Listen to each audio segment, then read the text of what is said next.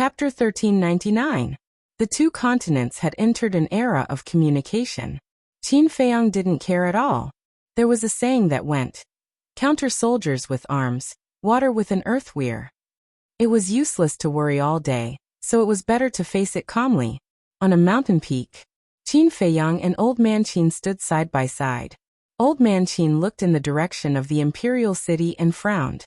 "Lu Xingqian is really Mu Tianyang?" Qin Feiyang nodded. "Then you have to be careful in the future. Cooperating with such a person is equivalent to asking a tiger for its skin." Old Man Qin said in a deep voice, full of worry. Qin Feiyang smiled and said, "Isn't he also asking a tiger for its skin by cooperating with me?" "You brat." Old Man Qin shook his head helplessly and said, "You are very smart, but after all you are still young. And Mu Tianyang, as the emperor of the previous dynasty, is on the same level as the late emperor." Without waiting for Old Man Qin to finish, Qin Feiyang said, "But in the end, didn't he still lose to the ancestor?" Old Man Qin said, "The late emperor is the late emperor, and you are you. There is no comparison between you and the late emperor." "I don't think so. I always believe that as long as I work hard, what the ancestor can do, Qin Feiyang, can also do." Qin Feiyang clenched his hands tightly, and his eyes were filled with a determined light. Seeing this, Old Man Qin couldn't help but shake his head with a hint of ridicule. In Old Man Qin's heart, no. In the hearts of everyone in the Great Qin, the late emperor was an unsurpassable existence. He was the god of the Great Qin.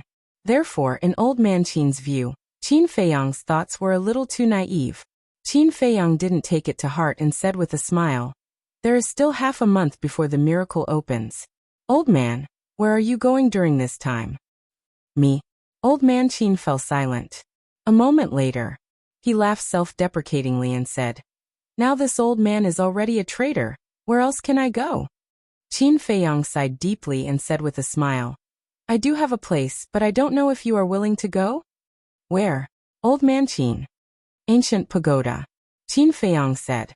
Now that he was lacking false gods, if Old Man Qin was willing to enter the ancient pagoda, it would be like adding wings to a tiger. But that was only secondary. The main purpose of letting Old Man Qin enter the ancient castle was actually for Wang Yangfeng, and the rest as well as the thunder leopard and the other two beasts.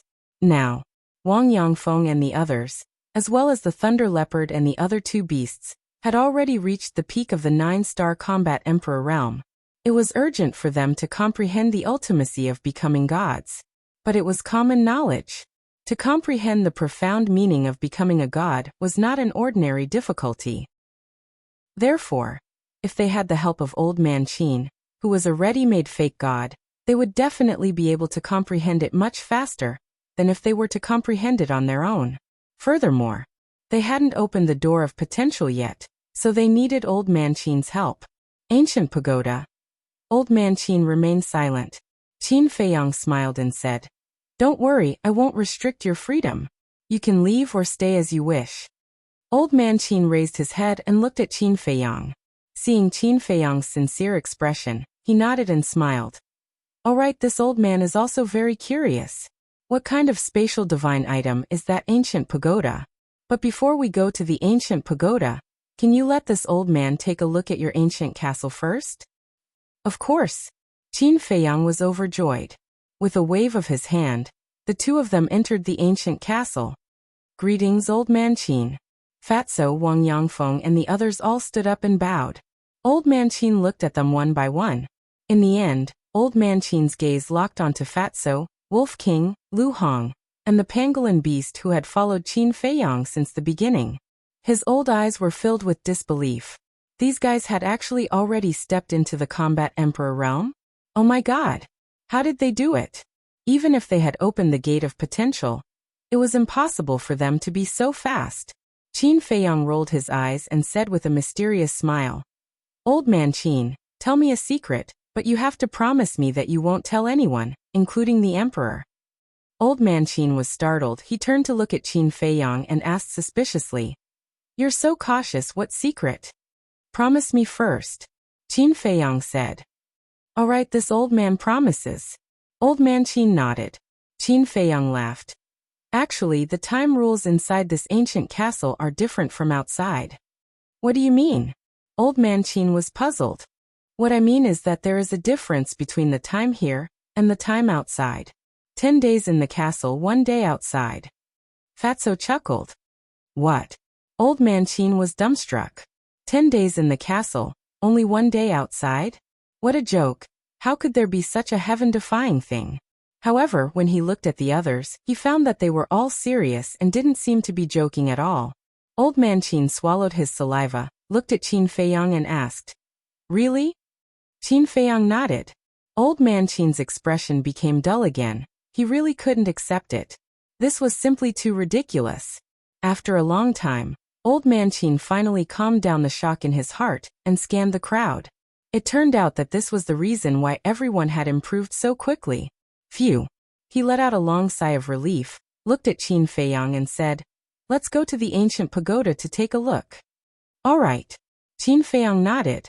Suddenly, he seemed to have thought of something, looked at Thunder Leopard, Wang Yangfeng and the others and said, You guys accompany Old Man Qin to the ancient pagoda. What about you? Thunder Leopard asked. I suddenly remembered that I still have something to deal with. After Qin Feiyang finished speaking, he sent a sound transmission. Make good use of it, because if you want to open the gate of potential, you will need Old Man Qin's help. As soon as they heard about the gate of potential, Thunder Leopard, Wang Yangfeng and the others couldn't help but become excited. Thunder Leopard thought to himself, Don't worry, I will definitely take good care of him. Qin Feiyang smiled faintly, waved his hand, and the group immediately disappeared. Qin Feiyang also took an illusory form pill, and turned into a middle-aged man. Then he left the ancient castle, opened the teleportation gate, and directly entered the inner city. At the same time, Mu family. In the great council hall, Lu Xingchen sat on the main seat, staring at Mu Changyun and Mu Changfeng who were standing opposite him, his face as gloomy as water. At the side, Mu Qing's hands were tightly clenched together, his eyes were bloodshot, and his entire body was filled with an astonishing amount of hostility. And opposite him, Mu Changyun and Mu Changfeng stood respectfully, their heads lowered, not daring to look at Lu Xingchen. The two supreme existences at the peak of the false god realm were like two children who had done something wrong in front of Lu Xingchen, terrified and uneasy. Bang! Suddenly, Lu Xingchen slammed his palm on the table and stood up. Mu Changyun and Mu Changfeng's bodies trembled, and they directly knelt on the ground, their faces full of panic. Lu Xingchen looked at the two coldly and said, When Mu Qing returned from the 9 nether yellow springs, did I ask him to tell you not to underestimate Qin Feiyang? Yes. The two nodded repeatedly. Then tell me now, what exactly are you doing? The current patriarch has fallen into the hands of the main tower. The combat emperors in the family were all killed. Even Yiglea was buried in the endless ocean. Is this how you protect them? Lu Xingchen roared, his hair standing on end. He never thought that the Mu family in the Forgotten Continent would be cheated so miserably by Qin Feiyang. Mu Changfeng hurriedly said, Father, we know our mistakes. Mu Changyun also nodded repeatedly. What's the use of knowing your mistakes now? Lu Xingchen became even more furious. He took a step forward and slapped the two on the face. The two kneeled on the ground, covering their old faces and trembling. You have disappointed me too much. When I asked you to bring your family to the Forgotten Continent, I wanted you to hide your strength and recuperate to prepare for the revival of the Heavenly Sun Empire.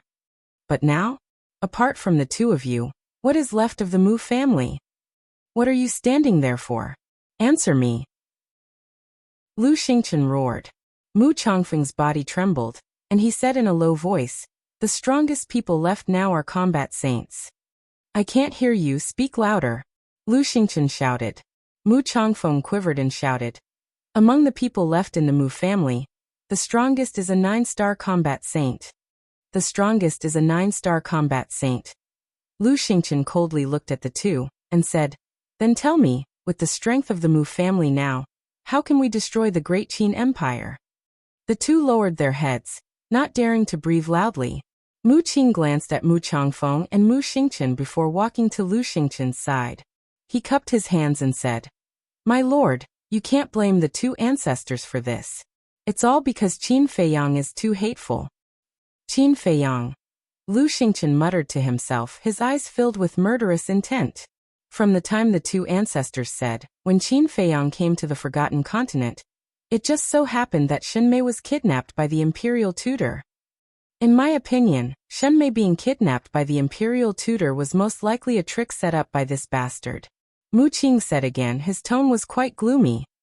You mean, Qin Feiyang used Shenmei to pin us down, so that we couldn't do anything else, and then took the opportunity to come to the Forgotten Continent to weaken the strength of the Mu family?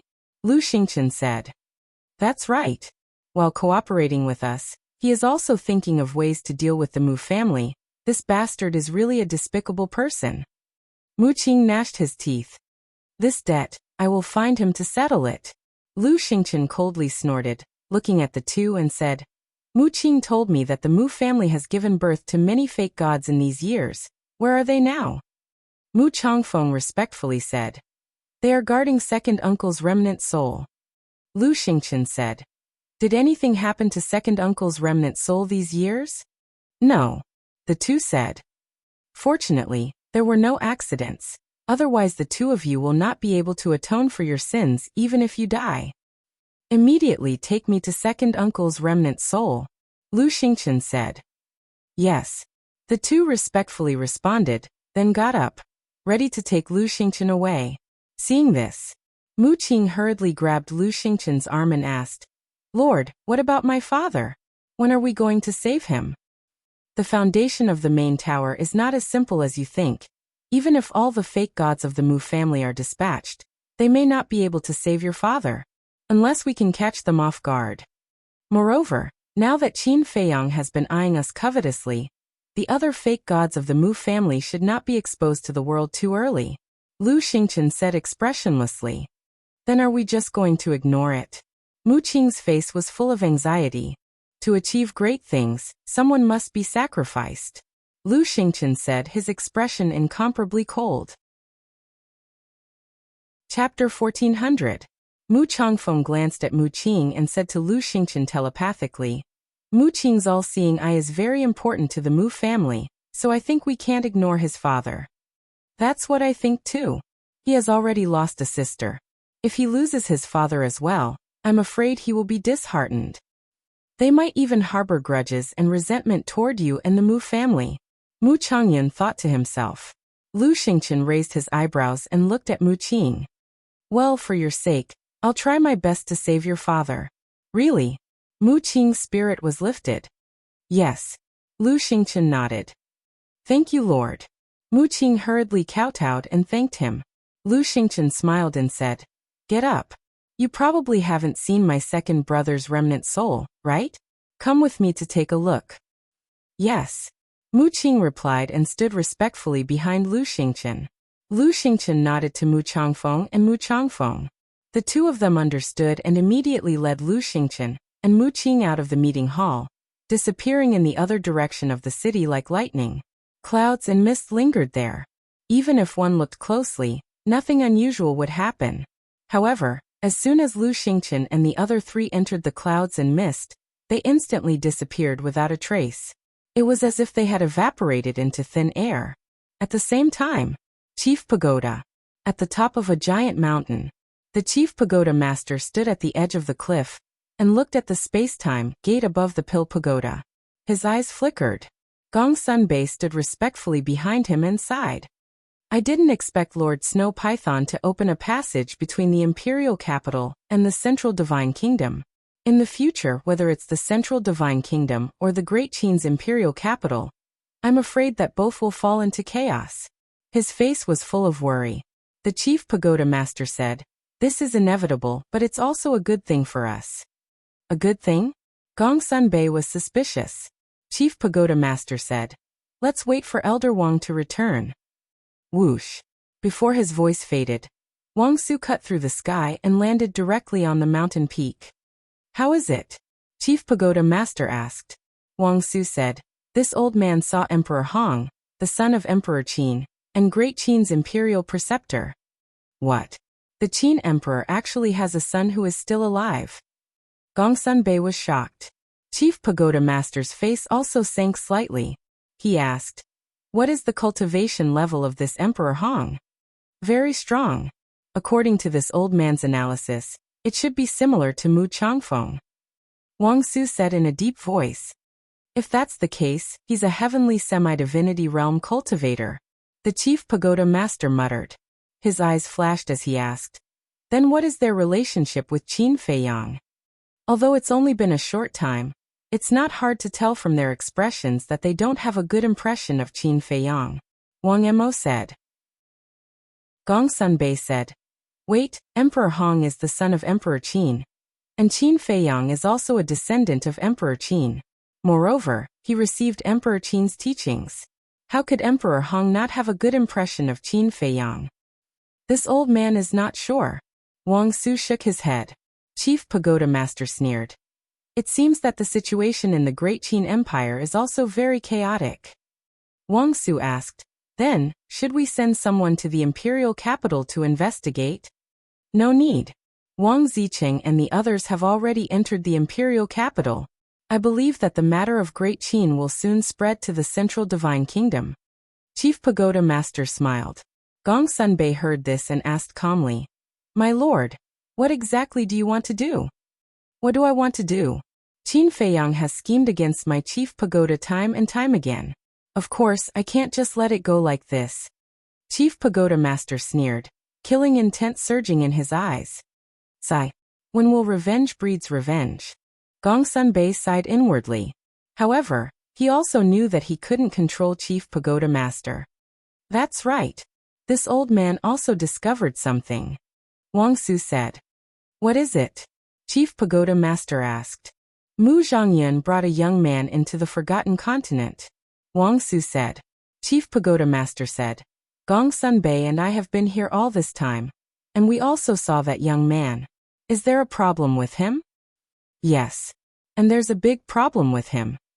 This young man only has the cultivation of a combat emperor, but Mu Zhongyun was very respectful when he saw him. It gave this old man the feeling that he was seeing his ancestor," Wang Su said in a deep voice. "What? There's actually such a thing?" Chief Pagoda Master's expression changed. Gong Sunbei also had a look of disbelief. After coming back to his senses, Chief Pagoda Master immediately looked at Gong Sunbei and Wang Su and said, "Investigate immediately. You must find out his identity." Gong Sunbei frowned and said, "He went to the Mu family. How are we going to investigate?" "Although he went to the Mu family, he's still a person of Great Qin. I believe that there must be someone in the imperial capital who knows his identity. I have a feeling that if this person isn't eliminated as soon as possible, he will bring disaster to our Chief Pagoda sooner or later," Chief Pagoda Master said in a deep voice. "Is it that exaggerated?" Wang Su frowned. Gong Sunbei asked, "Then I'll send someone to the imperial capital to investigate now?" Chief Pagoda Master nodded. Inner city. A burly man stood in front of the gate of a martial marquis's mansion. He didn't say a word, as if he was waiting for something. However, the burly man's cultivation wasn't high. He was only a 3-star war sect. There were 3 guards on both sides of the gate. They were all curiously sizing up the burly man, but at the same time, they were also on guard. Not long after, a guard walked out from inside and stood on the steps. He looked down at the burly man and said, "The Marquis has agreed to see you. Follow me." The burly man's eyes flashed as he followed the guard in. Inside the Marquis's mansion, there was a garden, a pavilion, a small bridge and flowing water. It was quite elegant and quiet. In a corridor, a guard led the way and asked, "May I ask who you are? Why do you want to see the Marquis?" The burly man laughed. "This has nothing to do with you." Hearing this, the guard's face immediately darkened.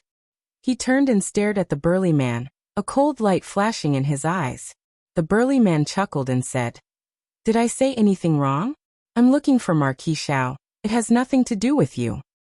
"It has nothing to do with me. But if you die here, I'll report to the Marquis. It's just a lunatic who came. I don't think the Marquis will ask anything." The guard sneered. The burly man was startled for a moment, then suddenly grinned. "You have guts, you dare to threaten me." The guard was silent and only looked at him coldly. The burly man said indifferently, "Speak, what exactly do you want?" The guard looked around, and seeing that there was no one around, he said in a deep voice, "I just want to know who you are." The burly man raised his eyebrows without leaving a trace. A mere guard actually tried to inquire about his identity. This clearly didn't make sense. The burly man asked, "Did the Marquis of Shao tell you to do this?" "Don't worry about that." The guard's arrogance was very arrogant. The burly man smiled helplessly and said, "All right, my name is Nieshan. I'm an ordinary citizen of the 3rd district." The guard said, "Why would an ordinary citizen come looking for the Marquis?" The burly man said, "I have some private matters to report to the Marquis of Shao." "What private matter?" the guard asked. "Didn't you say you only wanted to know my identity? Now that I've told you my identity, why are you still asking so much?" The burly man frowned, obviously losing his patience. The guard's gaze turned cold as he shouted, "If I tell you to speak, then speak. What nonsense are you spouting?" The burly man sized up the guard. The guard also stared at the burly man sinisterly, but gradually, the guard's expression became somewhat unnatural, as if he had done something wrong, giving people a feeling of guilt. The burly man's eyes flashed. A guard asking all sorts of questions, no matter how he looked at it, it didn't seem normal. Shua. Suddenly, the burly man waved his hand, and the guard felt his body lighten. In the next moment, he appeared in an unfamiliar stone room. Moreover, this stone room was completely sealed off. "Where is this?" The guard looked around in bewilderment. Suddenly, he saw a group of people and berserk beasts in the stone room. Among them, the most eye-catching ones were a fatso and a wolf. "How could it be you?" The guard looked at Fatso and the wolf, his face full of panic. Fatso said, "Is it strange? This used to be our territory." "Is this place?" "It's the castle." The guard's face changed greatly, turning his head to look at the burly man, his face full of fear, exclaiming, "You are Qin Feiyang." "Yes, it's me." The burly man nodded. The guard immediately knelt on the ground, begging, "Young Master Qin, I have eyes but failed to see. Please be magnanimous and forgive me this time." Qin Feiyang laughed. "If you have eyes but failed to see, I will definitely not bother with you." "What do you mean?" The guard panicked and asked nervously, "Don't you understand?" "Then let me tell you. Although I have changed my appearance and you can't recognize me, but your Marquis has already agreed to see me, so I am your Marquis guest. But you actually asked me again and again about my identity, and even forced me to tell you the purpose of looking for your Marquis. Tell me, which guard of the House of Marquis has such guts? The most important thing is that when you asked me these questions, you still chose a place where there was no third person. Doesn't this show that there are many problems with you?" Qin Feiyang laughed. The guard's face was gloomy. "Just based on these, you can actually see that there is a problem with me. Qin Feiyang is indeed Qin Feiyang. Since you have already seen through me, then go to hell." Suddenly, the guard laughed sinisterly and suddenly jumped up. His aura erupted as he punched towards Qin Feiyang's mind. "What? 9-star War Emperor?" Fatso and the others' expressions changed. Unexpectedly, this person was actually hiding his cultivation. Wolf King shouted, "Little Qinzi, quickly throw him out." If the Thunder Leopard, the 3 beasts, and Wang Yangfeng were still here, even if this person was a 9-star War Emperor, they would not be moved. But now, everyone went to the ancient pagoda. With their current strength, they could not stop this person at all. "When I kill you, none of the people and beasts around you will live." The guard laughed sinisterly. "I'm afraid you don't have the ability." Qin Feiyang smiled contemptuously and waved his hand. The guard immediately disappeared. At this time, only then did everyone breathe a sigh of relief. Fatso asked, "Where did you send him?" "Have you seen any guard of the House of Marquis with a 9-star War Emperor cultivation? So of course, I sent him to the ancient pagoda and interrogated him clearly," Qin Feiyang said with a faint smile. Fatso and the others looked at each other, and couldn't help but laugh. What kind of place was the ancient pagoda? That was Qin Feiyang's current headquarters, and all the experts around him were inside. It was no exaggeration to say that whoever wanted to enter the ancient pagoda was equivalent to entering a dragon's pool and tiger's den. Chapter 1401. At the same time, an ancient tower, above a mountain range. A guard appeared out of thin air. Looking at the unfamiliar landscape, his face was filled with bewilderment. Where was this? What was going on? Where was Qin Feiyang? Roar. Suddenly, a series of deafening beast roars sounded. The guard was shocked. He lowered his head and scanned the mountains and rivers below. His eyes were suddenly filled with horror. He saw more than a dozen ferocious-looking beasts flying out of the jungle and standing in mid-air. They raised their heads and looked at him curiously. The aura that these beasts exuded was that of a 9-star combat emperor. Why are there so many 9-star emperor beasts? The guard's face was dull. Below, a beast looked at the guard and asked suspiciously, "Is he also Boss Qin's guest?" "He doesn't look like one. He looks shifty-eyed." Another beast shook its head, looking charmingly naive. "This is your fault. How can you judge a book by its cover? Although he looks ugly, what if he has a beautiful heart?" Another beast said. "Keep bragging.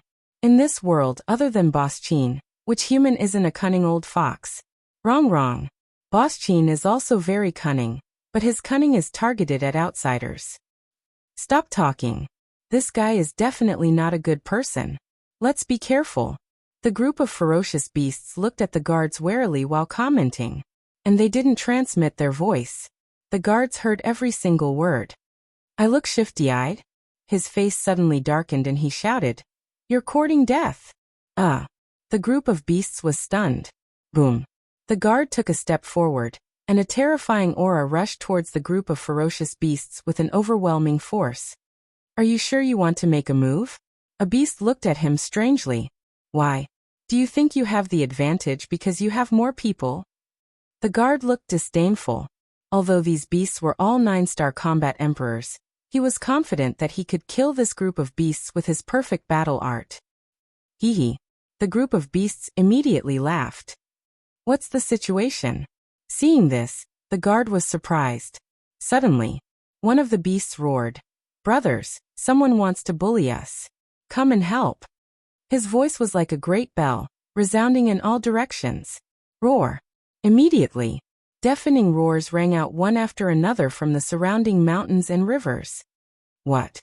The guard scanned the surrounding mountains and rivers in shock. "Who dares to bully us? Do you want to die?" This emperor wants to see who has the guts to come to our territory and cause trouble." Following a series of furious roars, several ferocious beasts dashed out from the mountain. Some were as big as mountains, while others were as small as boulders. This, the guard was dumbfounded. 5, 10, 20, 40. How could there be so many 9-star monarch beasts? And it wasn't over yet. There were even more 9-star monarch beasts flying over from the void in the distance. They were densely packed and majestic. It was simply shocking. "What did you just say?" "We didn't hear you clearly." "Say it again." "Don't worry, we won't beat you up." Those ferocious beasts that appeared at the beginning stared at the guard playfully at this moment. The guard stammered and his face turned pale. "Say it. What's wrong? Are you scared? Where's your arrogance just now?" Facing the clamoring of a group of ferocious beasts, the guard didn't dare to say a word. His heart was drowned in deep fear. The other ferocious beasts flew over and directly surrounded the guard without saying a word. Their eyes were filled with astonishing ferocity. "We have the numbers. What can you do? Come. We are courting death. Come and kill us if you have the guts." "Why? Have you lost your temper? If you don't do it, then we will. Don't blame us for being too heavy-handed later." "Brothers, beat him up." A group of ferocious beasts suddenly swarmed forward. "No," the guard howled in despair. In less than 3 breaths, his sea of qi was destroyed by a group of ferocious beasts. His entire body was dripping with blood, and he was in a sorry state. Don't beat him up. If he's really Boss Qin's guest and we beat him to death, Boss Qin will be angry." Seeing that the situation wasn't good, the dozen or so ferocious beasts that appeared first repeatedly shouted, "Damn! You guys didn't even figure out whether he's Boss Qin's guest or enemy, and you guys called us here to beat him up. Aren't you just trying to harm us? The beast that came later immediately glared at the dozen or so ferocious beasts. Well, the dozen or so beasts were quite embarrassed. Suddenly, a burly man appeared in the sky. It was Qin Feiyang. When he saw the guard in a sorry state, he couldn't help but be stunned. Then he looked at the group of beasts and said, "You guys did this? Who are you?" The group of beasts looked at Qin Feiyang suspiciously. Because Qin Feiyang had changed his appearance, they didn't recognize him. "It's me." Qin Feiyang took a facial restoration pill and restored his true appearance. "So it's Boss Qin." The group of beasts suddenly realized. "Boss Qin, is this person your guest or your enemy?" One of the ferocious beasts asked nervously. The other beasts were also very nervous. "Guest? Enemy?" Qin Feiyang was stunned.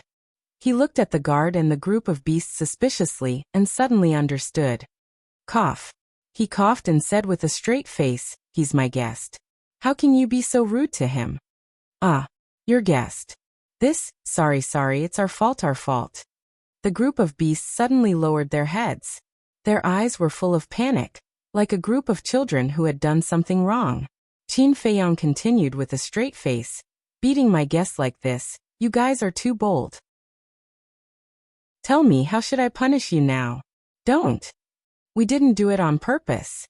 Yeah. It's not our fault. He's too arrogant.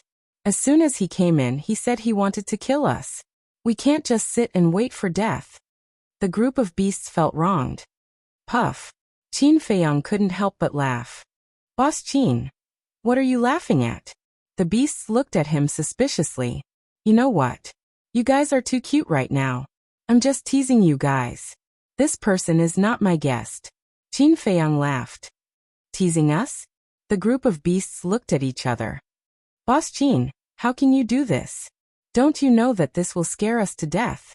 When they came back to their senses, the beasts immediately stared at Qin Feiyang with dissatisfaction and kept complaining.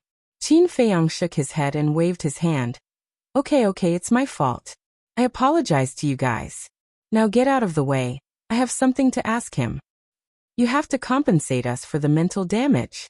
Yes. Our little sweetheart was almost scared to death by you just now." All the beasts groaned in agreement. "Are you guys so timid?" Qin Feiyang rolled his eyes. The guard whose cultivation was crippled was imprisoned in the void by a beast. At this moment, he was staring at Qin Feiyang with resentment. Qin Feiyang walked to the front of the guard, shook his head and smiled. "You're really bold. You actually dare to be arrogant here. Don't talk nonsense. If you want to kill me, then do it." The guard laughed sinisterly. "You want to die? It's not up to you now." Qin Feiyang chuckled, took out a facial restoration pill, and directly stuffed it into the guard's mouth. The guard's face and figure suddenly distorted. Soon, a rough face appeared in Qin Feiyang's sight. Qin Feiyang looked at the guard. This was a burly man. He was more than 9 meters tall, like a small giant. The muscles all over his body bulged like dragons, full of explosive power. "There's indeed a problem." Qin Feiyang's eyes flashed with a cold light, his hands formed a seal, and the enslavement seal appeared, instantly entering the burly man's head. "Ah!" The burly man howled miserably, incomparably mournful. After controlling the burly man, Qin Feiyang asked, "Tell me, who are you? Pretending to be the guard of Marquis Xiao, what is your purpose?" The burly man laughed sinisterly. "I won't say it even if you beat me to death." "So unafraid of death?" Qin Feiyang was surprised. Originally, he thought that he could get the answer from the burly man's inner thoughts, but he didn't expect that this person was now bent on seeking death. After pondering for a while, Qin Feiyang raised his arm, reached into the burly man's arms, and took out a qianquan bag. The burly man sneered. "Don't waste your time, there's nothing inside." Qin Feiyang didn't believe it, and lowered his head to check carefully. In the end, in this person's qianquan bag, other than some daily necessities, medicinal herbs, pills and gold coins, he really couldn't find anything that could prove this person's identity. Qin Feiyang was silent for a moment, and a light suddenly flashed past his eyes. He raised his head to look at the burly man and laughed. Actually, your identity is not difficult to guess. Then why don't you guess? The burly man looked at him with a face full of ridicule. The 9-star war emperor of the Great Qin are basically gathered in the Imperial Palace, War God Shrine, Law Enforcement Hall, and the various Martial Marquis Palace. And you pretended to be a guard and lurked beside the Marquis of Shao. You should be monitoring him. But as far as I know, the Marquis of Shao is an upright and low-key person. He rarely has any grudges with others, so the various Martial Marquis Palace can be excluded. Then only the Imperial Palace, War God Shrine, and Law Enforcement Hall are left. I remember that in the Central Plaza, because of the matter between me and the Emperor, the Marquis of Shao repeatedly raised objections to the Imperial Tutor. I think that with the Imperial Tutor's personality, he will definitely hold a grudge. In addition, the Imperial Palace, War God Shrine, and Law Enforcement Hall are all under the control of the Imperial Tutor. Therefore, I speculate that you are one of the Imperial Tutor's men. Qin Feiyang said, his eyes shining. The burly man's gaze trembled, and there was a trace of disbelief on his face. Looking at your expression, it seems that my guess is not wrong. Since you are one of the Imperial Tutor's men, then it won't be difficult to find out your identity. Qin Feiyang smiled faintly, took out the image crystal, and surged with battle chi. Buzz. Not long later, Yin Wei's shadow appeared. The burly man looked at Yin Wei, his face suddenly changed, and instinctively cried out. How could it be him? You know Yin Wei? Then it seems that he should be from the Law Enforcement Hall. Qin Feiyang muttered. Chapter 1402. Qin Feiyang could see Yin Wei's worry and laughed. Don't worry, he is already my prisoner. Even if he knows that you are my man, he will not be able to tell the Imperial Tutor. Prisoner? Yin Wei was slightly startled, then heaved a sigh of relief. Qin Feiyang's men? The burly man was also stunned, and then shouted at Yin Wei. You are actually a spy that Qin Feiyang placed by Sir's side. You really deserve to die. Yin Wei laughed disdainfully, looked at Qin Feiyang and asked. Where did you catch him? Qin Feiyang said. Marquis Shao's house. I never thought that the Imperial Tutor would really make a move on the Marquis of Shao. Yin Wei frowned. What do you mean? Qin Feiyang was suspicious. When the young prince inherited the throne, the Marquis of Shao continuously raised objections. This made the Imperial Tutor very dissatisfied, and he even personally told me that he wanted to deal with the Marquis of Shao. I originally thought that he would leave this matter to me, but I didn't expect that this person would go. This person is called Gu Yong, and he is also one of the Imperial Tutor's most trusted aides. Yin Wei explained. After hearing this, the corner of Qin Feiyang's mouth lifted slightly. He did not expect that when he came to find the Marquis of Shao, he would actually capture one of the Imperial Tutor's trusted aides. This was truly an unexpected surprise. It was no wonder that this person's bones were so hard, and he would rather die than submit. Qin Feiyang waved his hand at Yin Wei and said, All right, you can go back to work. All right. Yin Wei nodded, looked at Gu Yong, and then looked at Qin Feiyang worriedly and said, This person, we must not let him return to the Imperial Tutor's side alive. You don't have to worry at all. Qin Feiyang laughed, and with that he turned off the image crystal, and then appeared in the castle with Gu Yong in hand. Boss, since the Imperial Tutor wants to deal with the Marquis of Shao, then why didn't he directly get rid of the Marquis of Shao? Isn't that a little redundant? As soon as Qin Feiyang appeared, Fatso asked suspiciously. Redundant? The various martial marquises have the protection of their ancestors. No matter how bold the Imperial advisor is, he would not dare to kill a martial marquis. Qin Feiyang said. Then we can assassinate him. With the Imperial Preceptor's ability, it should be very easy. Fatso said. It is very easy. However, when the Marquis of Shao raised his objection in the central square, all the civil and military officials saw it. Don't look at those civil and military officials. They usually seem weak, incompetent, and timid, but they are all very shrewd.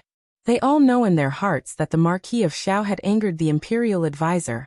If the Marquis of Shao is assassinated at this time, then there will definitely be people who suspect the Imperial advisor. At this critical juncture, the imperial preceptor does not dare to take this risk. Qin Feiyang sneered. I see. Fatso was suddenly enlightened. He looked at Guiyong and asked, then how should we deal with this person? He's still useful. Keep an eye on him. Don't let him find a chance to commit suicide. Qin Feiyang instructed before changing back to his previous appearance. Concealing his cultivation, he appeared in the corridor of the Marquis's mansion. He looked around and walked towards the end of the corridor. Not long after, a garden entered his line of sight. In the garden, there was a 17 or 18-year-old woman. She wore a light green dress and had long black hair that draped over her shoulders. She had an exquisite figure and looked youthful and beautiful. The woman was squatting in a field of flowers, fiddling with a few wild flowers. At the side, there were two maids accompanying him. Qin Feiyang looked at the woman and entered the garden. Who are you? Seeing Qin Feiyang, the two maids immediately became vigilant. The green-clothed woman also raised her head to look at Qin Feiyang, her bright eyes carrying a trace of suspicion and curiosity. Qin Feiyang walked to the front of the three of them, looked at the green-clothed woman, cupped his hands and smiled. I am Nie Shan. I have something to discuss with the Marquis of Shao. I hope Miss can guide me. To see father? The green-clothed woman was taken aback. She stood up and looked at Qin Feiyang. She asked suspiciously, is there no one to lead the way for you? So it's the daughter of the Marquis of Shao. Qin Feiyang muttered and laughed. Just now, there was a guard leading the way, but halfway there, he seemed to have something to do and left. He pointed me in the direction and told me to look for him, but this Marquis's mansion is too big. I really don't know where to find the Marquis of Shao. They actually dare to neglect father's guests. These guards are getting more and more presumptuous. Hearing this, the green-clothed woman's delicate face was filled with anger. She then looked at Qin Feiyang and laughed. It just so happens that I'm going to pay my respects to father. Why don't you come with me? That's exactly what I want. Qin Feiyang was overjoyed and laughed. Please. The green-clothed woman extended her hand. Miss, please go first. Qin Feiyang said. The green-clothed woman smiled and turned around to walk towards a lake in the distance. The two maids glanced at Qin Feiyang and hurriedly followed. Qin Feiyang raised his eyebrows and looked behind him unhurriedly. Looking at the backs of the two maids, his eyes flashed with an inexplicable light. Previously, when the two maids looked at him, he sensed a flash of killing intent, which disappeared in an instant. Although this killing intent was not obvious and disappeared very quickly, but with his keen perception, he was completely sure that this killing intent had indeed appeared. However, because the time was too short, he did not clearly distinguish which maid this killing intent came from. This Marquis's mansion is really interesting. Qin Feiyang looked away from the two maids and scanned the surroundings. A playful look gradually crept up on his face. Not long after, Qin Feiyang followed the green-clothed woman to the lake. The lake was about half a mile long. The clear lake water was rippling in the wind. It was very quiet here. The surrounding vegetation was lush and full of vitality. On the east side of the lake, a courtyard quietly sat by the lake. At this moment, outside the courtyard, a middle-aged man in a purple robe was sitting alone at a stone table.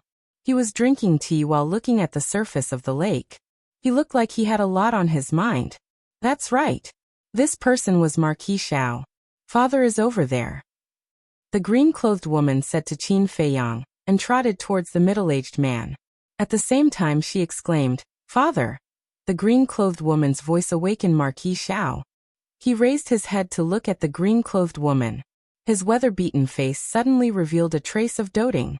However, when he looked at Qin Feiyang, there was a trace of suspicion in his eyes.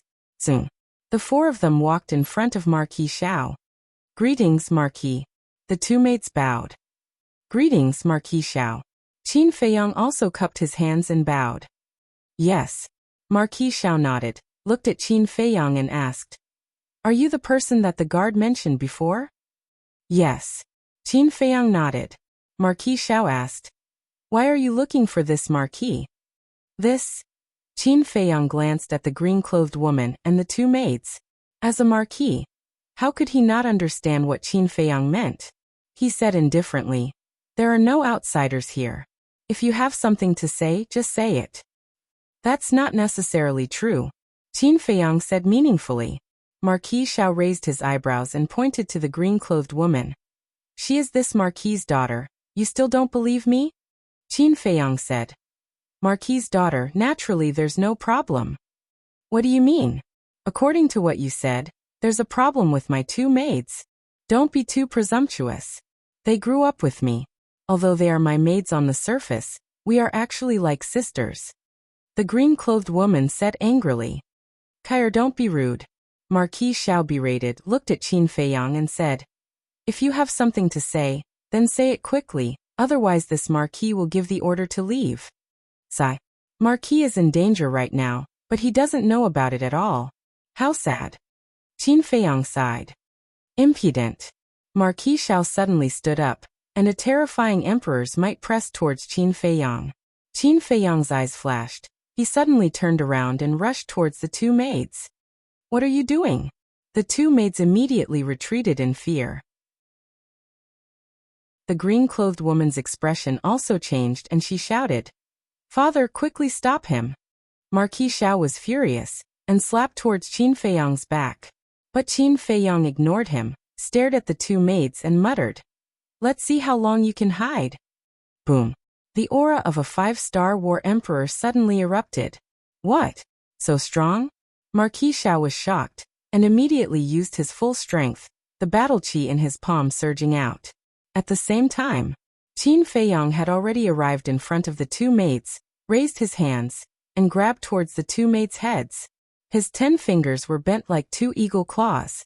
Red sword qi lingered around, emitting a terrifying sharpness. The two maids' faces turned pale, but they did not retaliate. Qin Feiyang looked at them and laughed sinisterly. If you continue to endure, you will only die. Before he could finish, one of the maids' eyes flashed with a hint of struggle, and then a terrifying emperor's might rushed out from her body. It was the 9-star war emperor. How is this possible? The other maid, the green-clothed woman, looked at the maid in shock. Marquis Xiao also braked and stopped behind Qin Feiyang, his face full of shock and bewilderment.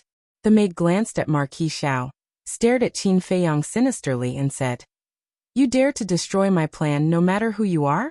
You must die today. Finished. She raised her arm like lightning and slapped Qin Feiyang's chest with her palm. With just you? Qin Feiyang laughed disdainfully and retreated a step. At the same time, with a thought, Thunder Leopard and the other two beasts appeared in front of him out of thin air. What's going on? Facing this sudden turn of events, Thunder Leopard and the other two beasts were stunned. It's them. Could this person be? At the same time, seeing Thunder Leopard and the other two beasts appear, Marquis Xiao and the maid's expressions changed. They immediately looked at Qin Feiyang, and a terrifying name appeared in their minds at the same time. Qin Feiyang. Qin Feiyang shouted. Stop talking nonsense, quickly cripple her. Cripple who?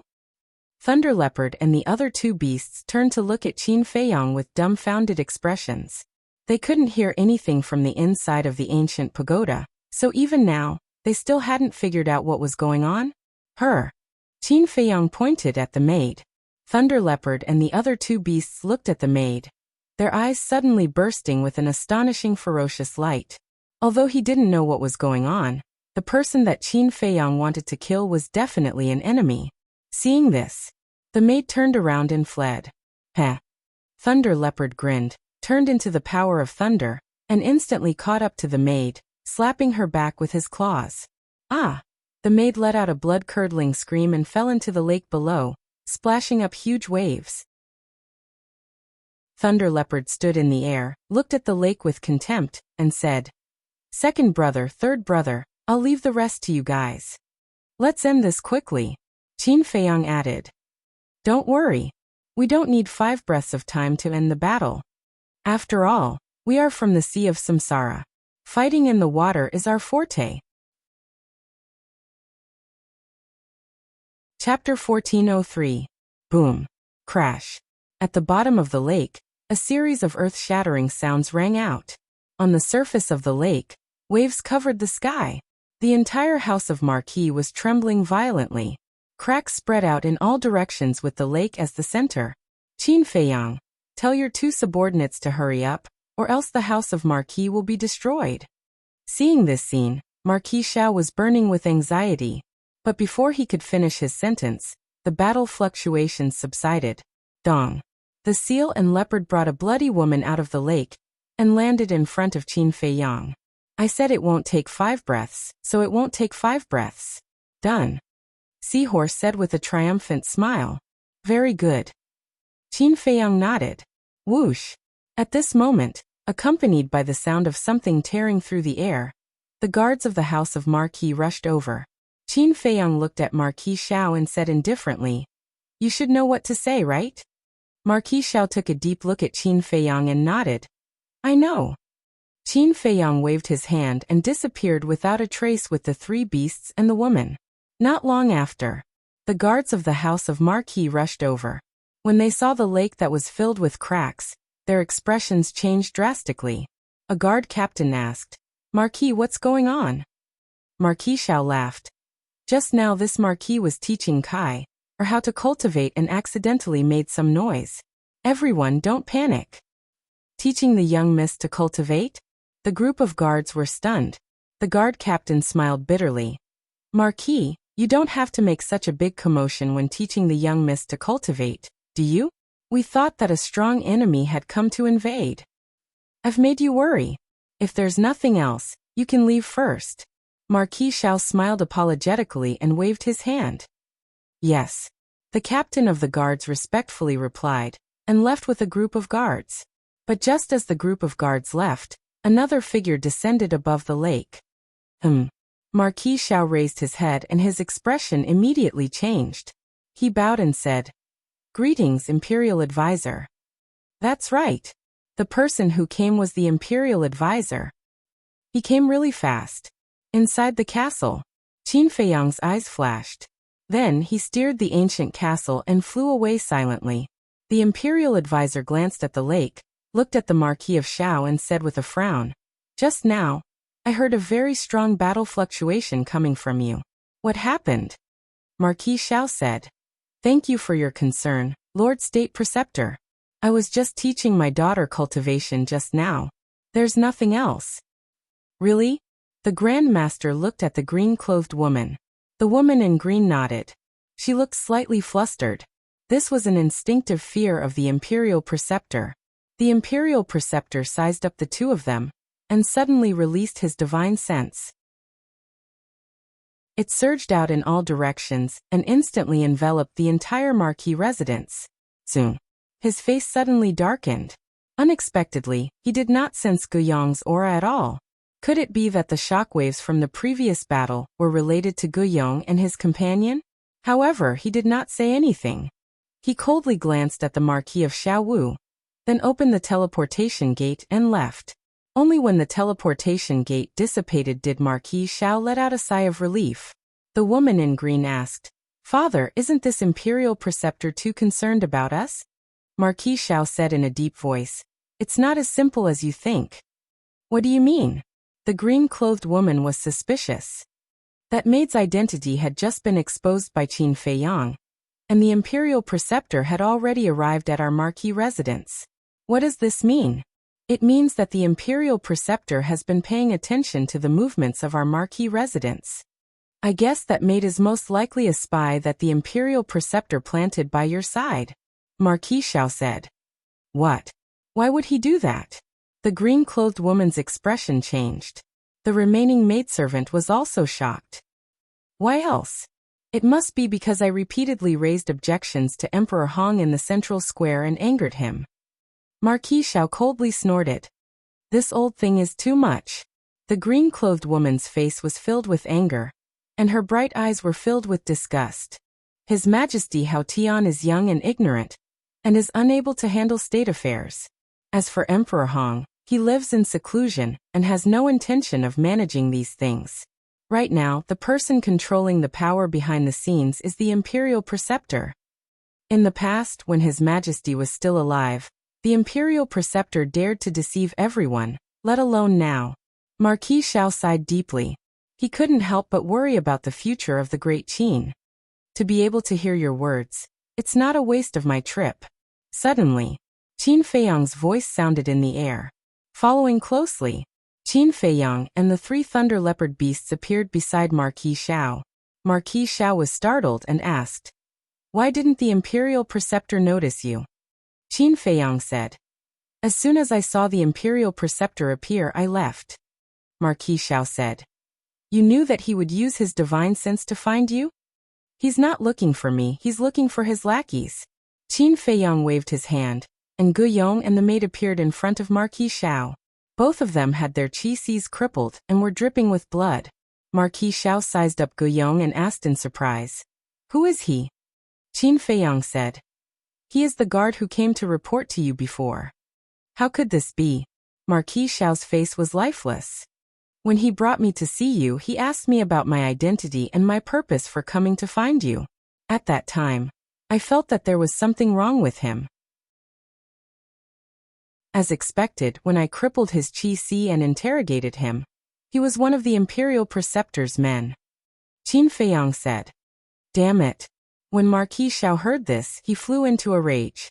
The green-clothed woman asked, "Then how did you know that there was a problem with this maid?" Qin Feiyang asked, "Do you remember the first time we met?" The green-clothed woman nodded. "It was at that time that a trace of killing intent appeared when she looked at me. But at that time, she concealed it very well. I was unable to determine which maid this killing intent came from. However, if there is killing intent, it means that there must be a problem with one of them." Qin Feiyang said. "Killing intent?" The green-clothed woman was stunned. "Then why didn't I sense it at that time?" Qin Feiyang was stunned, not knowing how to answer. Marquis Xiao said helplessly, "Kair, don't mess around. You and Qin Feiyang are not on the same level at all. What he can sense, even father might not be able to sense, let alone you." The green-clothed woman smiled embarrassedly, and then stared at Qin Feiyang without blinking. Her moving eyes were filled with curiosity.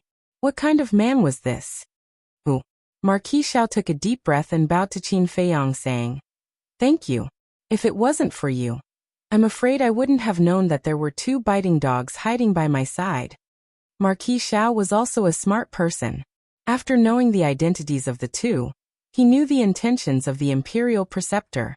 Qin Feiyang had saved his life. No, he had saved his entire house of Marquis. "It's just a small matter."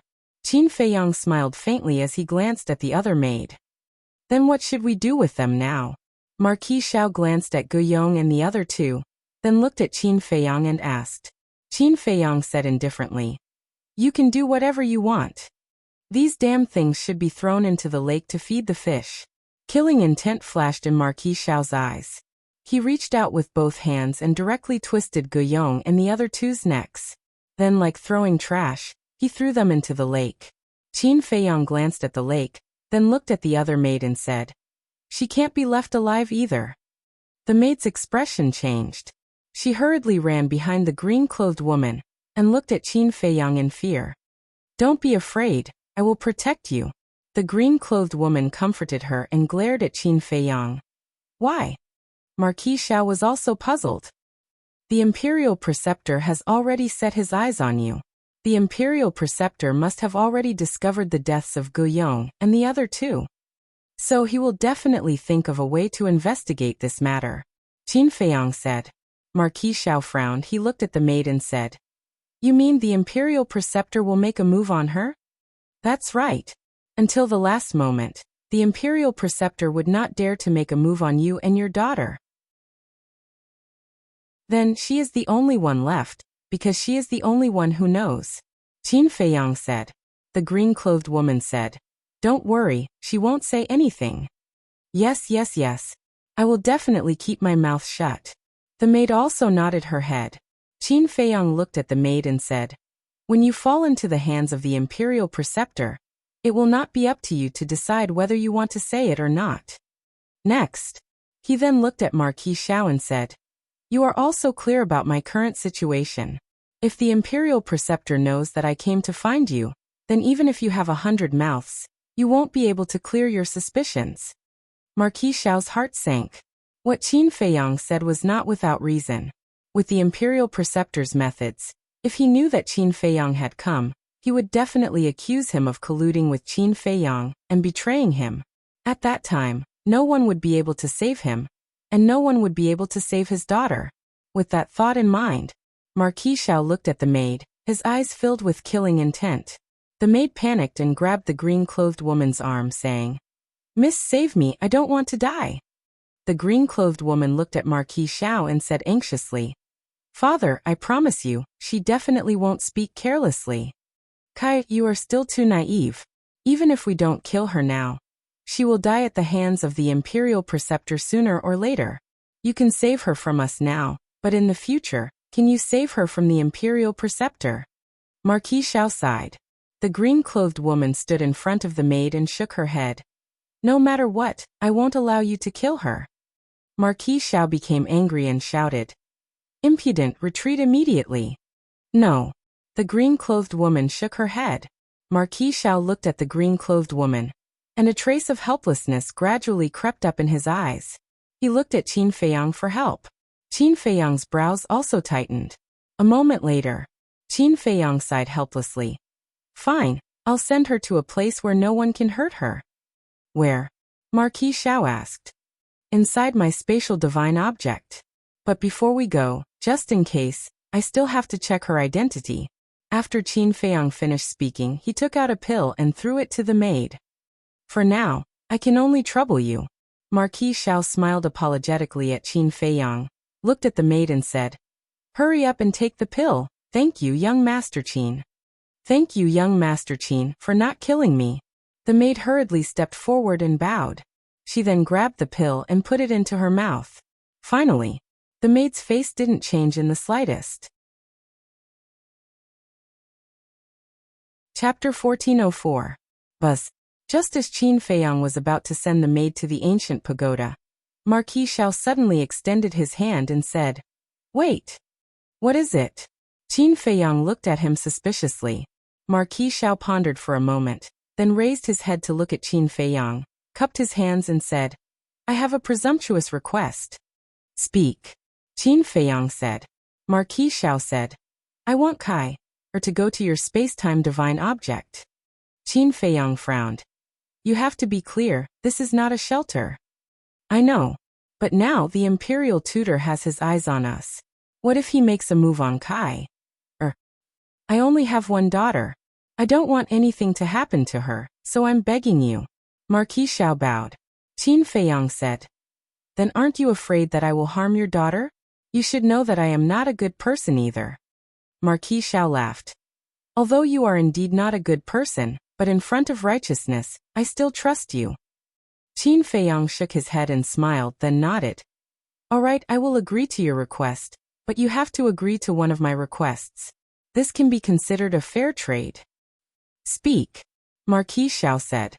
Qin Feiyang said, "I need you to convince the other Marquis to stand with me at the critical moment." Marquis Xiao was stunned and frowned. "I'm afraid this is not an easy task. After all, everyone thinks that you killed His Majesty." "Do you believe it?" Qin Feiyang asked. Marquis Xiao didn't know how to answer. Qin Feiyang said, "I can tell you clearly that the Emperor is not dead, nor is he imprisoned by me. Old Man Qin and the commander of the Kirin army are also insiders." This, Marquis Xiao was dumbstruck. "I'll be more straightforward. Old Man Qin and the commander of the Kirin army are standing with me because they believe that I won't do anything to harm the great Qin Empire. Of course I won't force you. It's your freedom to believe it or not." Qin Feiyang said lightly. Marquis Xiao's eyes revealed a look of struggle. A moment later, he nodded fiercely and said, "All right, I believe you. I will try my best to convince the other Martial Marquis." Actually, it's not difficult to convince them. The only thing you have to be careful of is that among these Martial Marquis, there might be a few who have already joined the Imperial Advisor. Qin Feiyang said. "I understand." Marquis Xiao nodded. Qin Feiyang said, "All right then. Now take out the image crystal and establish a contract bridge, so that we can communicate more easily in the future." After establishing the contract bridge, Qin Feiyang disappeared with the Thunder Leopard, the three beasts and the green-clothed woman. Alas! Great Qin's future is worrying. Marquis Xiao walked to the lakeside and looked at the sky. He let out a long sigh, and there was a hint of worry between his brows. The ancient pagoda. Above the herb field. This is your spatial divine object? It's too big. And this herb field, oh my God, how many medicinal herbs are there? Looking at the boundless mountains and rivers around them, as well as the boundless herb field, the two women in green were shocked. Qin Feiyang smiled faintly and looked at the center of the herb field. In the center of the herb field, beside the tree of good fortune, there was now a courtyard. The courtyard was about 100 feet long. Although it was not big and was very simple, it was very clean and neat. At this moment, the old man, Luo Qianxue, Lu Ji, and Yan Nanshan were sitting around a stone table in the courtyard. The old man and Yan Nanshan sat opposite each other, playing chess and drinking tea. Lu Ji and Luo Qianxue sat at the side and watched. From time to time, they would laugh. Now, the four of them were equivalent to the owners of this herb field. They had built a courtyard here because they planned to stay here for a long time. Firstly, this place was very leisurely, quiet, and suitable for retirement. Secondly, it was convenient to manage the herb field, so that Qin Feiyang would have no worries. Although their cultivation was not high, the people and beasts in the ancient pagoda knew about their relationship with Qin Feiyang, so they were very respectful. Moreover, whether it was Yan Wei's clansmen or Wang Yangfeng's clansmen, they had to get their permission in advance to pick medicinal herbs. Even the unruly 9-star emperor beasts like the thunder leopard, the seahorse, and the seal were quite polite to the four of them. Whoosh! Qin Feiyang stepped out and landed beside the four of them. He smiled and said, "You're living a good life. I can't help but envy you." Every time he saw the old man and the other three, he would feel a sense of closeness and belonging in his heart. "You're here." The four of them put down what they were doing and raised their heads to look at Qin Feiyang. Their faces were full of doting. As for Qin Feiyang, they also treated him like their own child. Qin Feiyang nodded. "Who are they?" Looking at the green-clothed woman and the maid who followed them, the four of them couldn't help but ask curiously. Qin Feiyang said, "She is the daughter of the Marquis of Xiao, and the other is her maid." Yan Nanshan asked suspiciously, "What is the daughter of the Marquis of Xiao doing here?" "Taking refuge. The Marquis of Xiao has already been targeted by the imperial tutor, so she came to the ancient pagoda to hide." Qin Feiyang laughed. "So it's like that." The four of them suddenly realized. The green-clothed woman walked in front of the four of them and bowed obediently. "Junior Xiao Kaier greets the four seniors." The old man smiled and said, "Girl, since you're here, your family. Don't be too reserved." "All right." Seeing that the four of them were so amiable, Xiao Kaier immediately let go and ran behind the old man with a smile, massaging his back and shoulders. The old man stared blankly for a moment before looking at Qin Feiyang with a face full of enjoyment. He chuckled and said, "This old man likes this little girl. Let her stay here and chat with us." Yan Nanshan, Luo Qianxue, and Lu Ji all nodded in agreement. "As long as you're happy," Qin Feiyang said. "It's so lively." Suddenly, a burst of laughter sounded out. Old Man Qin, Wang Yangfeng and the others flew through the air and landed in the courtyard. "Greetings, Old Man Qin." The four of them immediately stood up and bowed. Old Man Qin hurriedly waved his hands. No, you are all Qin Feiyang's elders. This old man really can't accept it." Keep pretending, keep pretending." Lei Bao and the other two beasts looked at him with disdain. "What this old man said is the truth. Why don't you believe me? Furthermore, this old man is living under someone else's roof, so I can't pretend even if I want to."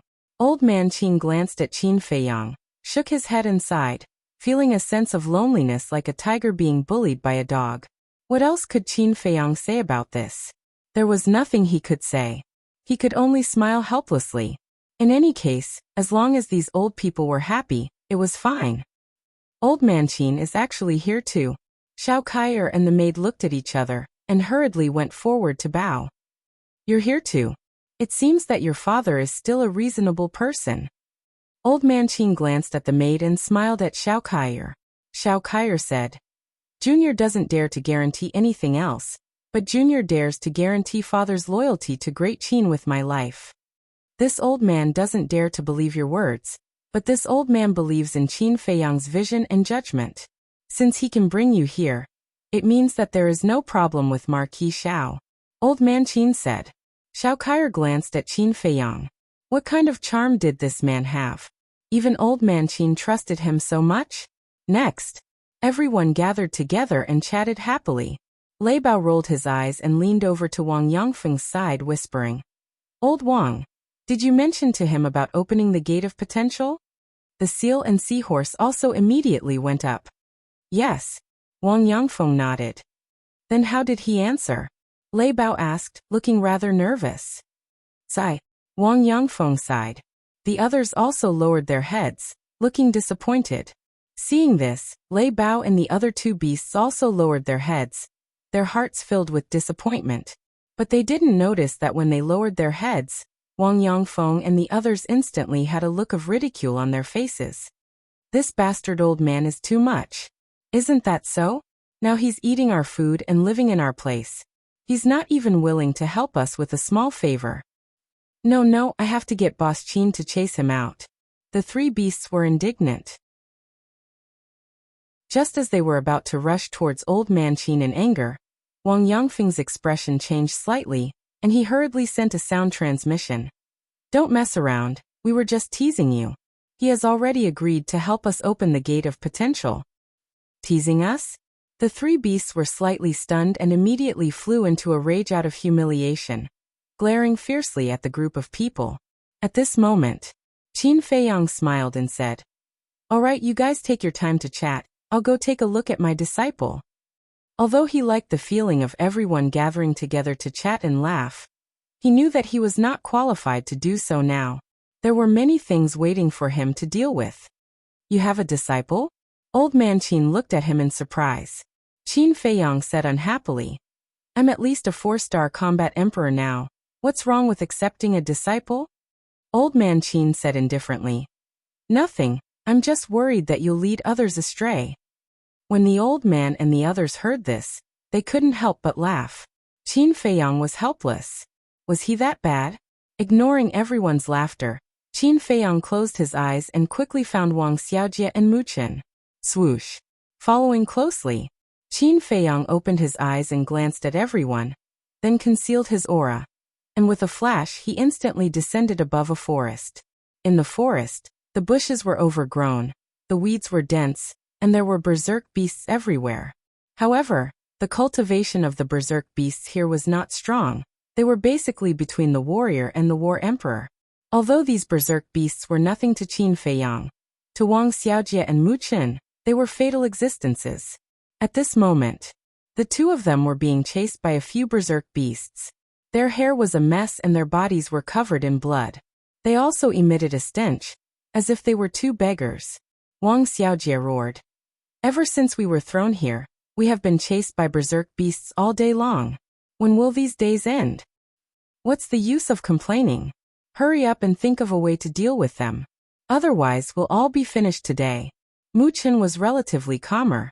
After all, he had experienced many things in the Mu family that Wang Xiaojie had never experienced. However, although they had been chased by berserk beasts during this period of time, their battle consciousness and courage were growing every day. Shua. Suddenly, a figure rushed out from the forest and landed beside Qin Feiyang. He bowed and said, Greetings, young master. This was a middle-aged man with the cultivation of an 8-star combat emperor. You are? Qin Feiyang was suspicious. The burly man said respectfully, This subordinate is called Wang Yi. Under the orders of the ancestor, I am secretly protecting the two of them. Chapter 1405. Qin Feiyang nodded in realization and asked, Then how have they been doing during this period of time? Wang Yi looked down at the two and nodded with a smile. They are all right, but Qin Chen's performance is better. Qin Chen was Mu Chen. It was the name Qin Feiyang gave him. Tell me about it. Qin Feiyang was curious. Regardless of whether it is Qin Chen's temperament or the way he handles things, they are all a level higher than Wang Xiaojie's. In addition, his cultivation is stronger than Wang Xiaojia's to begin with. Therefore, during this period of time, he has been taking care of Wang Xiaojia. Wang Yi smiled. Qin Feiyang nodded. Qin Chen's experience was similar to his. He was poisoned by Mu Qing and became a cripple. After experiencing despair and pain, he finally broke out of his cocoon and became a butterfly. So, in terms of temperament, Wang Xiaojia was definitely inferior. Wang Yi smiled again. Of course, Wang Xiaojia's situation is understandable. After all, he is still a young man and has just stepped onto the path of cultivation. It is difficult for him to accept so many things in such a short time. That's why I asked him to come with Qin Chen to temper himself. There is a good saying, a jade cannot be made into a treasure if it is not polished. Wang Xiaojia's talent is better than Qin Chen's. But if he is not polished, his future achievements may not be as good as Qin Chen's. Qin Feiyang said. Wang Yi clasped his hands. Young master, you are too kind. It is Wang Xiaojia's fortune to have you as his master. Qin Feiyang shook his head with a smile and said, continue watching them. But remember, don't help them until the last moment of your life. Yes. Wang Yi bowed and said, then how long are they going to train? Sharpness. I want to see sharpness in them that others of the same age do not before it is over. Qin Feiyang said and returned to the castle. Everyone was cultivating.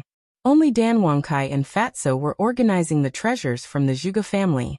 Qin Feiyang stepped forward, looked at Dan Wangkai, and asked with a smile, how many medicinal ingredients for the Great Creation Pill do we have now? A lot. Dan Wangkai replied as he sorted out the items. Can you make it clearer? Qin Feiyang rolled his eyes. He also knew that there were many. This was because the Mu family's herbal field alone had a lot of herbs. But how many are there? One had to know. During this period of time, they had not only plundered the Mu family's medicinal fields, they had also plundered the medicinal fields cultivated by the imperial preceptor's descendants in the Sea of Reincarnation. And now he had even ransacked the Zhuge family's treasury. Adding all of these together, it was definitely beyond imagination. Dan Wangkai stopped what he was doing, lowered his head and muttered to himself for a while. He then stood up and looked at Qin Feiyang saying, we've already gathered more than 100 sets of the Great Creation Pill's ingredients. However, we can only refine 33 Great Creation Pills at the moment. So many?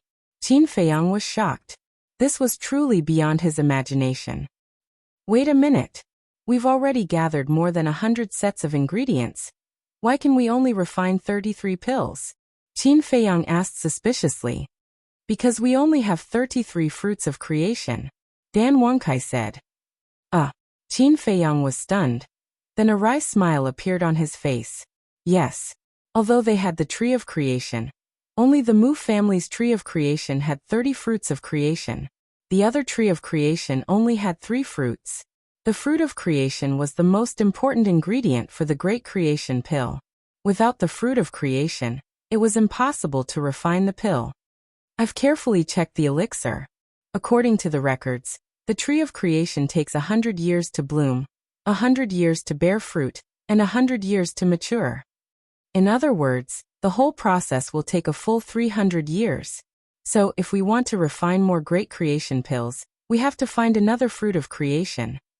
After all, 300 years is too long, we can't afford to wait.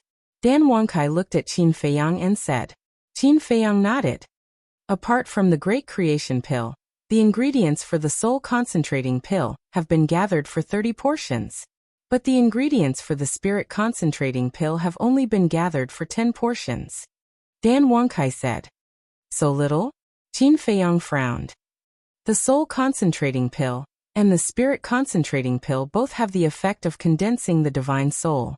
But the difference is that the Soul Concentrating Pill is taken when breaking through to the pseudo-god realm, which is the early stage of condensing the divine soul. The Spirit Concentrating Pill is taken when breaking through to the war god realm. So in terms of grade, these two elixirs are a little higher than the Great Creation Pill. So the ingredients are also rarer than the Great Creation Pill. Dan Wangkai explained. What about the 5 Elements Universe Pill? Qin Feiyang asked. Hearing the 5 Elements Universe Pill, Dan Wangkai suddenly smiled bitterly.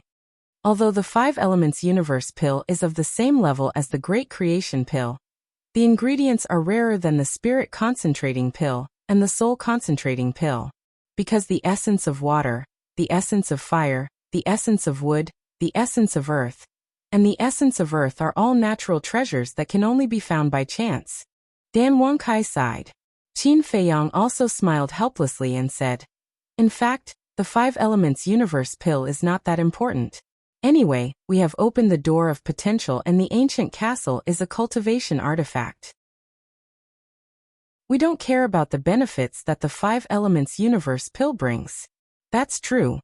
The most important thing is the Great Creation pill, the Soul Concentrating pill, and the Spirit Concentrating pill. Especially the Great Creation pill. The door of everyone's potential must be opened. Dan Wangkai said. Qin Feiyang nodded and said, "After finishing the things at hand, go to the herb field and collect the ingredients for 21 portions of the Great Creation pill and the Soul Concentrating pill." "You need so much at once? What do you want to do?" Dan Wangkai was surprised and puzzled.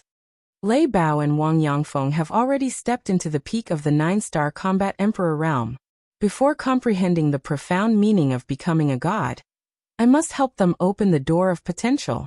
As for the Soul Concentrating pill, although they don't need it at the moment, I'll give it to them in advance.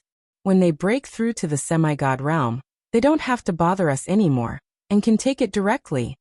Qin Feiyang said with a smile. Fatso, who had been burying his head in organizing the treasures, immediately looked up at Qin Feiyang and said with dissatisfaction, "Boss, you're too generous." Dan Wangkai also frowned. "I know what you're thinking. Right now we can only refine 33 Great Creation pills and 30 Spirit Concentrating pills. Now we have to give out 21 pills. What will you do when you need them in the future?" "Is that so?" Qin Feiyang asked with a smile. The two did not deny it. Qin Feiyang shook his head and laughed. "Although Lei Bao, Old Wang and the others only decided to follow me later on, regardless of whether it might be you all or them, I treat you all equally. Now that they need it, I must give it to them first. After all, the stronger they are, the more help they will be to us. As for your future, don't worry, I will think of a way to find more herbs. In short, I promise you that before you break through to the semi-god realm, I will let all of you open the 8th level of the Gate of Potential. In addition, I'll make a solemn statement. We are now a big family. We should protect and understand each other. We can't be selfish." Qin Feiyang said. In fact, he could understand Fatso and Dan Wangkai's thoughts. After all, it was no longer the same as before. In the past, they were just a small team with few people. They didn't need to worry about the pills. And now, there were more than 1 million people in the ancient pagoda. Therefore, there was a situation where there were too many monks and too little porridge. Of course, Qin Feiyang had already expected this and had a plan to deal with it. Survival of the fittest. This was an unchanging law. No matter where, resources were usually tilted towards the winner. However, no matter how the fittest survived, he would not forget these people and beasts who had been following him, and would take care of them first. Beasts such as the black dragon snake, the mountain pangolin, and the flood dragon did not contribute much to him compared to Wang Yangfeng and the others. Especially the black dragon snake. Ever since it followed Qin Feiyang, it had been cultivating in seclusion. But had Qin Feiyang ever given up on it? No. Not only did he not give up, as long as it was what the black dragon snake wanted, Qin Feiyang would satisfy it. This was Qin Feiyang's character. He cherished his comradeship and friendship very much. As long as you treated him sincerely, he would repay you 10 times, or even 100 times. Hearing Qin Feiyang's words, Fatso and Dan Wangkai both fell silent, with a hint of shame on their faces. Fatso looked at Qin Feiyang apologetically, and said, "Boss, I'm sorry, I was selfish. I promise I won't do it again." "Me too." Dan Wangkai lowered his head and said. Qin Feiyang laughed. "It's great to know your mistakes and be able to correct them."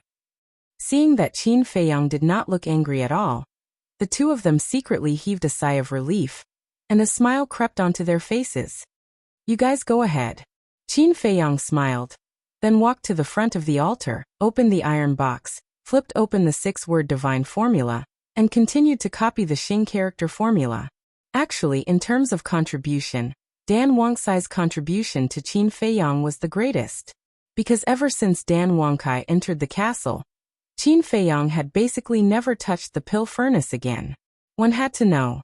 With so many people and so many fierce beasts cultivating in the castle, the amount of pills they needed was not a small amount. Moreover, Qin Feiyang himself was copying the 6-word divine formula, which consumed even more battle qi Dan.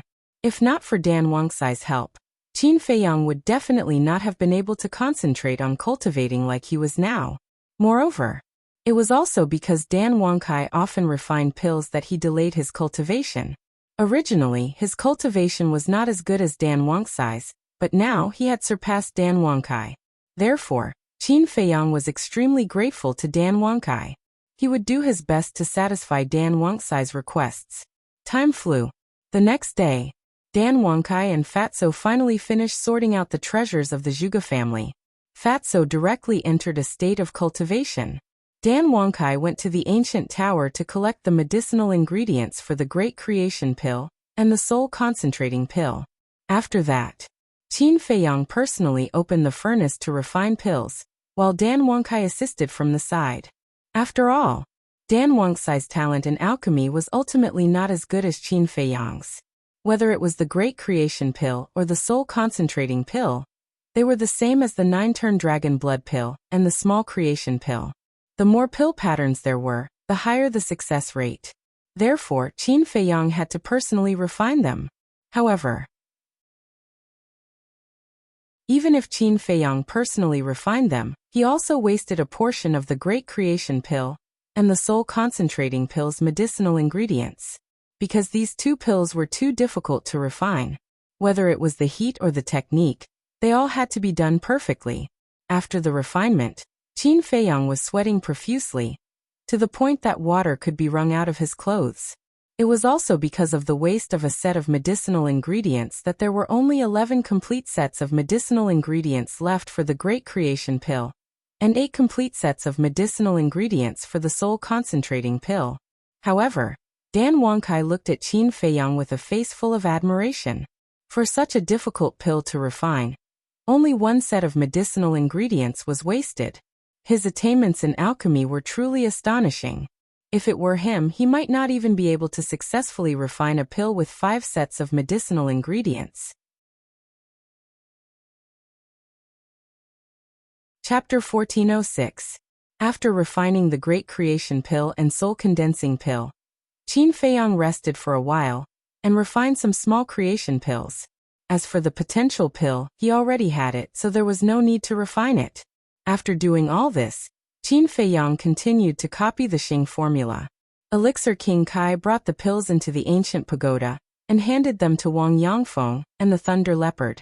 When they received the pills from Dan Wangcai, whether it was the Thunder Leopard, the other 2 beasts, or Wang Yangfeng and the others, they were all extremely excited. However, Dan Wangcai was very nervous. He was worried that everyone would fail when opening the 7th and 8th level of the Door of Potential, because once they failed, it meant that they would have to waste another set of medicinal herbs. One had to know. Now every time he used one of these pills, there would be 1 less. However, everyone was very hard-working. After half a day, with the help of Elder Qin, they successfully opened the 8th level of the Door of Potential. And Dan Wangcai still had 1 more set of pills in his hands. This was prepared for Wang Yishan. Wang Yishan accompanied the commander of the Kirin army to find the emperor, and had not returned yet. Time passed day by day. The imperial capital and the central divine kingdom were very lively now. Every day, people came and went from both sides. At first, everyone was just curious. But whether it was the imperial capital or the central divine kingdom, there were some arrogant people or some people who wanted the world to be in chaos. How could they always get along peacefully? Therefore, as time passed, disputes slowly appeared, and the people in power of the Great Qin and the Forgotten Continent, because they were afraid of the snow python, did not interfere and allowed those people to cause trouble. In short, in their eyes, as long as no one died, it was fine. Because of this, Some people became more and more presumptuous, running to the opposite side in groups to cause trouble. Among them, the ones who caused the most trouble were Wang Zicheng and his group. As the Qinghai 10 heroes, each of them had extraordinary talent, so they naturally felt that they were superior to others. In addition, their personalities were originally arrogant and unruly, so they caused a lot of trouble in the imperial capital these days. And the disciples of the war god temple in the imperial capital were all arrogant people, so they naturally would not let them continue to be so arrogant. The dispute between the two sides became bigger and bigger. Finally, the flames of war erupted. The younger generation often fought in the sky above the Pil Pagoda's plaza in the first city district. Of course, these people were all disciples of the war god temple, sacred tower, and sacred peak, because no one else could interfere at all. In short, the monstrous geniuses on both sides didn't want to lose to the other side. As a result, both sides fell into an unprecedented state of chaos. Meanwhile, while the chief tower master and the others were investigating the situation in Great Qin, the imperial tutor and the others were also investigating the situation in the Forgotten Continent. But they had a tacit understanding. Qin Feiyang was the one who made the most inquiries. The people on both sides didn't try to hide it. As such, in just a few days, whether it was Qin Feiyang's actions in Great Qin or in the Forgotten Continent, everyone knew about them. People on both sides were surprised. No one in the Forgotten Continent would have thought that Qin Feiyang had done so many shocking things in the Great Qin Empire. And no one in the Great Qin Empire would have thought that Qin Feiyang was so savage in the Forgotten Continent. Although Qin Feiyang hadn't appeared since the opening of the Gate of Time and Space, he had become the subject of heated discussion on both continents. At the same time, everyone finally understood Qin Feiyang's current situation. The Forgotten Continent couldn't tolerate him, and the Great Qin Empire couldn't tolerate him either. This was simply making the entire world his enemy. I really didn't expect this Qin Feiyang to be so annoying. Yeah, there's no place for him on both continents. It's really funny. He can only blame himself for being too arrogant. Hasn't he heard of the old saying that the tallest tree in the forest will be destroyed by the wind? No wonder he hid when the Gate of Time and Space opened. After offending so many people, does he dare to not hide? Believe it or not, if he didn't hide, he would have been cut into pieces by now. Everyone was discussing. In the eyes of the world, Qin Feiyang had already become the public enemy. There were people attacking him at every moment. On the 5th day of the opening of the Gate of Time and Space, Wang Yishan and the commander of the Kirin army finally returned. Qin Feiyang immediately welcomed them into the castle. Looking at the two of them, he smiled and asked, "How was it?" The commander of the Kirin army lowered his head, looking extremely downcast. Wang Yishan glanced at the commander of the Kirin army, shook his head and sighed. These days he has been kneeling in front of the emperor and begging, but the emperor didn't even look at him. If I didn't forcefully pull him away, I'm afraid he would still be kneeling there. Hearing this, Qin Feiyang wasn't surprised at all. Looking at the commander of the Kirin army, he said calmly, "Now you should know what kind of person the emperor you respect is." The commander of the Kirin army suddenly raised his head and looked at Qin Feiyang, angrily saying, "The emperor must have his difficulties." Difficulties? You think too highly of him. In my opinion, he is just a coward. Qin Feiyang snorted coldly. The commander of the Kirin army was unable to restrain his anger. He grabbed Qin Feiyang's clothes and shouted, "I won't allow you to slander the emperor like this." Qin Feiyang waved his hand and slapped away the commander of the Kirin army's big hand, saying, "This is the reality. You have to accept it even if you don't want to." After saying this, Qin Feiyang didn't care how bad the commander of the Kirin army looked. He turned to Dan Wangkai and said, "Give the elixirs to Mr. Wang." Dan Wangkai took out a jade box from his arms and handed it to Wang Yishan. "What is this?" Wang Yishan was suspicious. Dan Wangkai smiled and said, "The elixirs to unlock the door of potential are specially prepared by the young master for you." Wang Yishan raised his trembling hands and took the jade box. He opened the lid and saw several elixirs lying quietly inside. "Thank you, young master." After coming back to his senses, Wang Yishan quickly knelt down and thanked him. Qin Feiyang smiled and said, "During this period of time, you have risked your life for me. This is what you deserve. Go to the ancient tower and find Mr. Qin. He will help you unlock the door of potential. After that, you can begin to comprehend the profound meaning of becoming a god, and strive to step into the false god realm as soon as possible." Yes. Wang Yishan was extremely excited. Qin Feiyang waved his hand and sent Wang Yishan to the ancient tower. Then he looked at the commander of the Kirin army, and finally sent the commander of the Kirin army to the ancient tower. Then, Qin Feiyang took out the image crystal. Buzz. Soon, Yan Wei's shadow appeared and bowed. "Greetings, young master." Qin Feiyang asked, "Has the Imperial Preceptor done anything these days?" Yan Wei said in a deep voice, "I was just about to find a time to report this matter to you."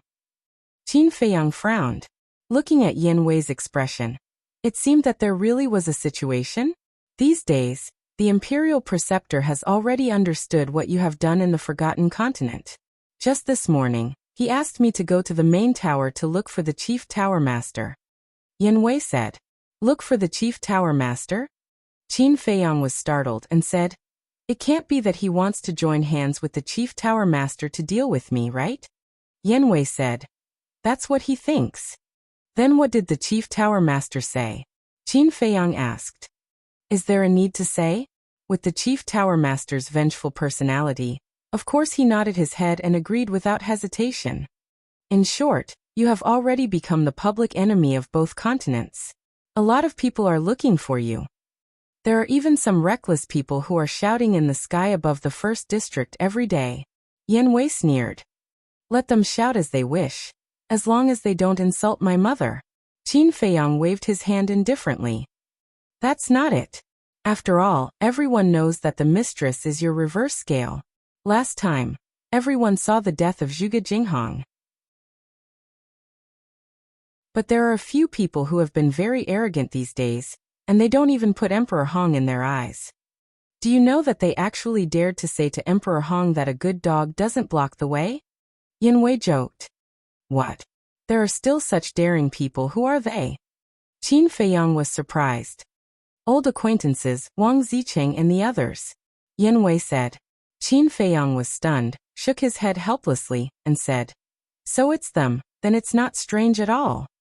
"Right, there's one more thing," Yan Wei suddenly said. "What is it?" Qin Feiyang was suspicious. Yan Wei said, "The Imperial Tutor is working to persuade the various Martial Marquis, and there are already 5 Martial Marquis who have agreed to follow the Imperial Tutor's lead. 2 of them are even your acquaintances, Qianwu Marquis and Enwu Marquis. This old bastard, he's really fast." Qin Feiyang frowned, his gaze suddenly turned cold and said, "Other than Qianwu Marquis and Enwu Marquis, who are the other 3 Martial Marquis?" Yan Wei said, "Emowu Marquis, Chiwu Marquis, Gawu Marquis. These scum, I won't let any of them go." Qin Feiyang's eyes flashed with killing intent. "In addition, there's one more thing.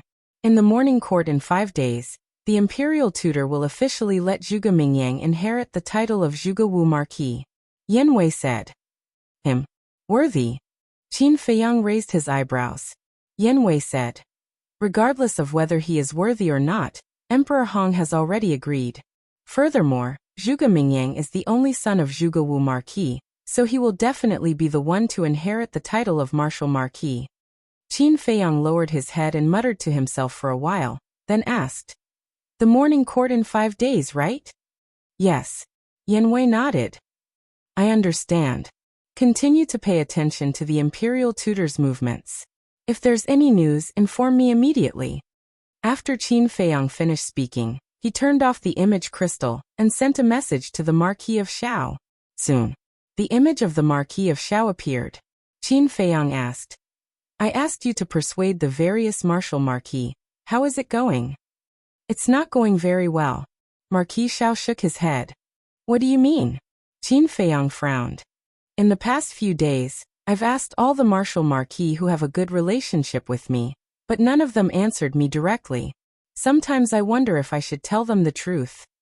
For example, His Majesty is not dead, but I'm worried that they'll secretly inform the Imperial Tutor.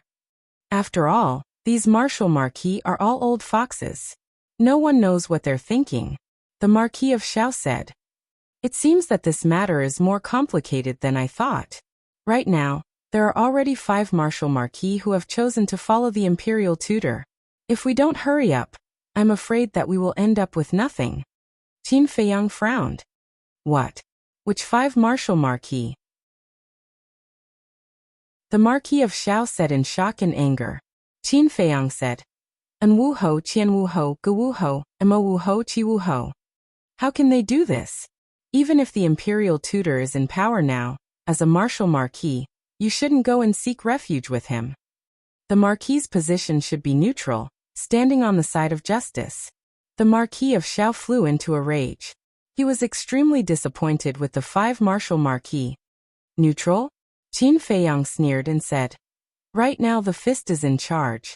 Whoever's fist is harder, everyone will fall for him. The Marquis of Shao calmed down, pondered for a moment and said, Then why don't we think of a way?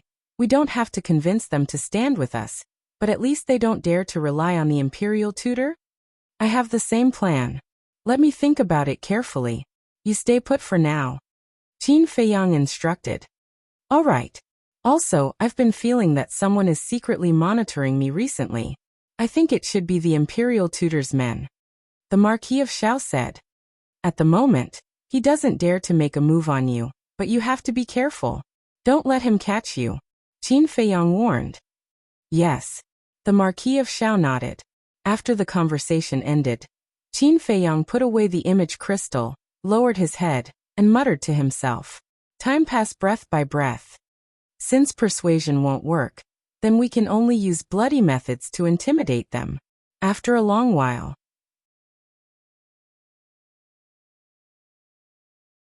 Chapter 1407. According to the time in the ancient pagoda, the 4th stroke should take more than 150 days. But in the outside world it was only half a month. At that time, Qin Feiyang's cultivation could step into the 5-star combat emperor realm. He was one step closer to the war god realm. Thinking back to the time when he was in Iron Ox Town, not to mention combat emperor and war god, he didn't even dare to think about becoming a war saint. He also never thought that he could reach this step today. Time flew by. On the 8th day of the spatial doors opening. Swish. On this day, Lu Xingqian, accompanied by Mu Zhongyun, entered the sky above the 1st district. Whoosh. The imperial tutor immediately flew into the sky and stood in front of the two. A good dog doesn't block the way. Lu Xingqian said indifferently. The imperial tutor's brows suddenly had a touch of hostility. He coldly looked at Lu Xingqian, looked at Mu Zhongyun and said, I didn't expect that the people of your Mu family are still alive. You already know? Mu Zhongyun was surprised. Last time, I saw you and found that you looked a little familiar.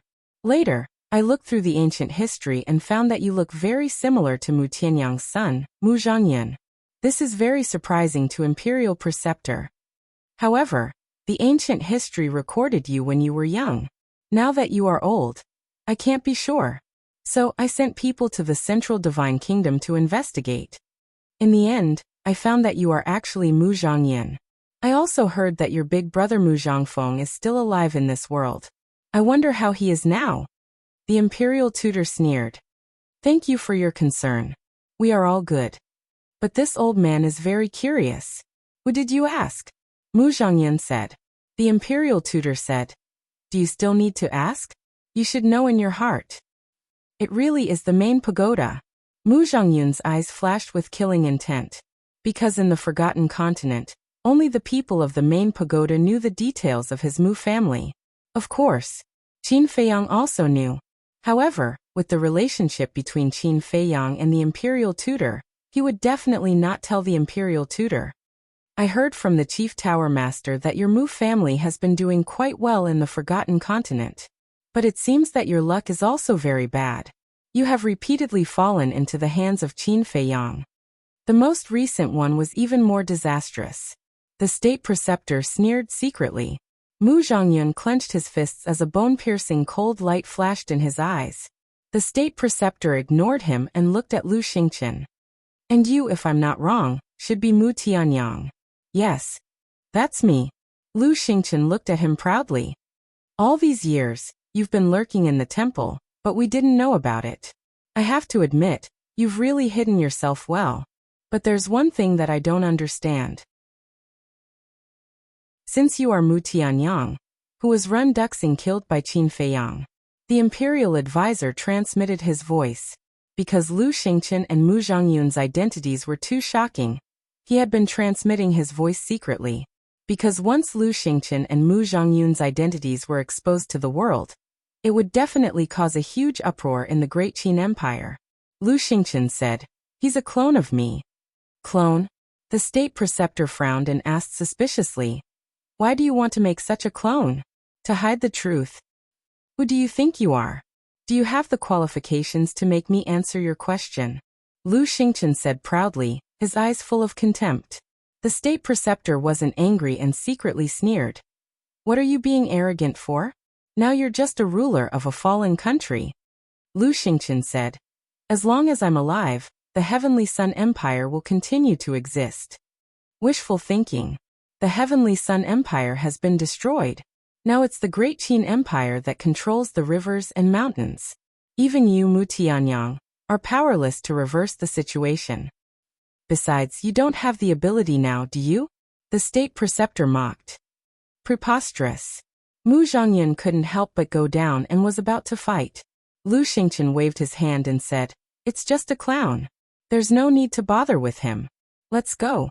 Finished. Lu Xingqian opened a teleportation door and walked in without looking back. Mu Zhongyun looked at the state preceptor gloomily and quickly followed. "I'm a clown." Looking at the backs of the two, the state preceptor muttered to himself, his eyes flashing with strong killing intent. Following closely, he also opened a teleportation door and descended in front of a courtyard. The scenery here was beautiful and pleasant. A waterfall poured down from the top of the mountain and converged into a lake beside the courtyard.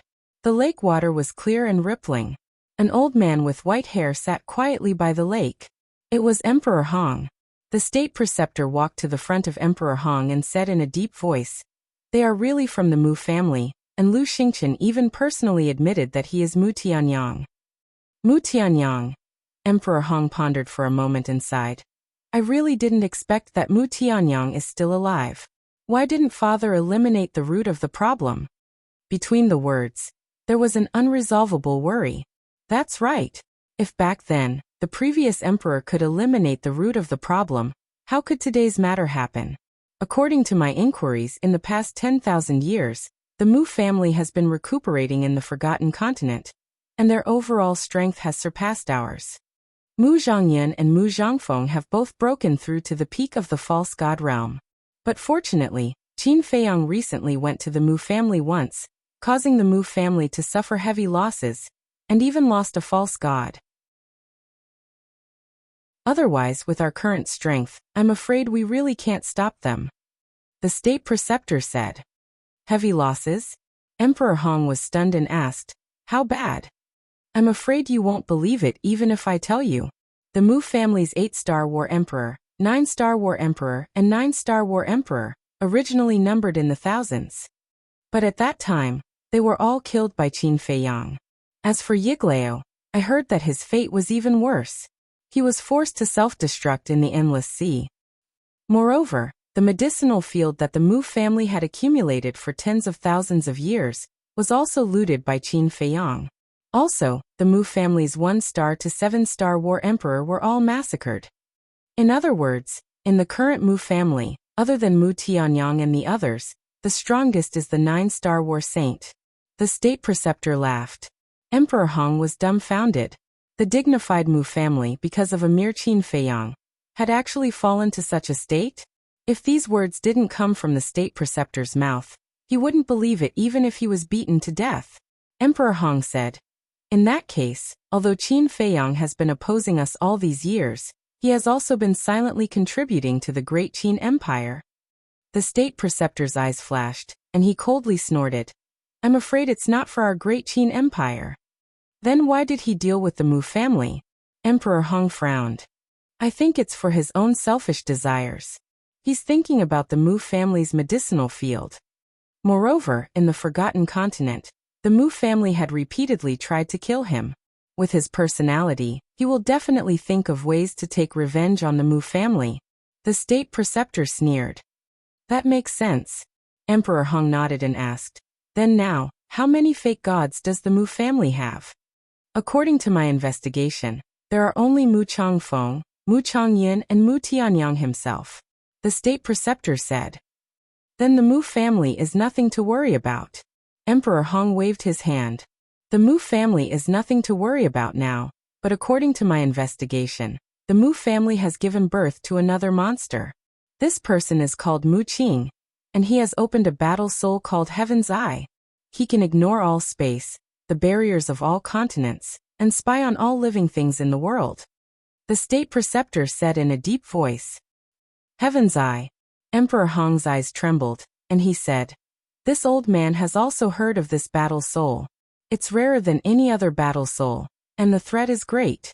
If there's a chance, we must eliminate this person. I think so too, the state preceptor said, his eyes flashing with killing intent, and then he said, in addition, there's one more thing that's very troublesome. What is it? Emperor Hong was suspicious. The state preceptor said, I believe you also know that to open the miracle, you need a key. I know. Back then my father personally told me, and there are also records in ancient history. This key is in the hands of the main tower. They are Heavenly Star Flame, Heavenly Thunder Flame, Ice Flame. And to enter the miracle, you also need these 10 types of fire, otherwise you will be torn apart by the space-time storm. So during this period of time, you have to build a good relationship with the people of the main tower, or think of a way to get 1 or 2 types of fire from the main tower. As long as you can get it, no matter what price you have to pay, it doesn't matter. Emperor Hong said. If these 10 types of fire are still in the main tower, I'm sure I can get 1 or 2 types of fire. But the problem now is that these 10 types of fire are not in the hands of the main tower. The state preceptor said. How is that possible?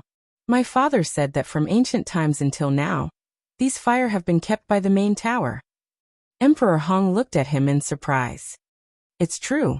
The last time I sent someone to investigate the situation of the Forgotten Continent, there was news about these fire. It said that these fire have been snatched away. The state preceptor said. Emperor Hong suddenly stood up and asked, who? Qin Feiyang and Mujia. The state preceptor said word by word. This. Emperor Hong's face was dull, and his whole person was not good. Sir, what do you think we should do now? With our relationship with Qin Feiyang and Mujia, they definitely won't give us the fire. In other words, even if the space-time door is open every day, even if we can enter the central divine kingdom, even if we can reach the entrance of the miracle, we can only watch them enter. The state preceptor at this moment seemed to be a little out of his wits. Emperor Hong returned to the stone bench, his brows tightly locked together. How about we go find the snow python? The state preceptor's eyes suddenly lit up, and he suggested. Do you think the snow python will help us?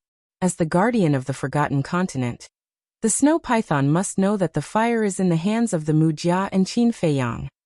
If she will help us, when the space-time door was opened, connecting the imperial capital and the central divine kingdom, she would have already asked the Mujia and Qin Feiyang to hand over the fire. But she didn't do that. I think she means that she will allow us to enter the miracle, but whether we can enter in the end depends on our own ability. Emperor Hong said. Then we can't just give up like this, right? The state preceptor raised his eyebrows. Emperor Hong waved his hand and said, let this old man think about it. If there's nothing else, you can go first. Good. The state preceptor nodded, looked deeply at the back of Emperor Hong, then turned around and strode away. Qin Feiyang. What kind of person are you? Attacking the Mujia. Is it to vent your personal anger? Or for the safety of Great Qin? Also, why are you involved in every single one of these things?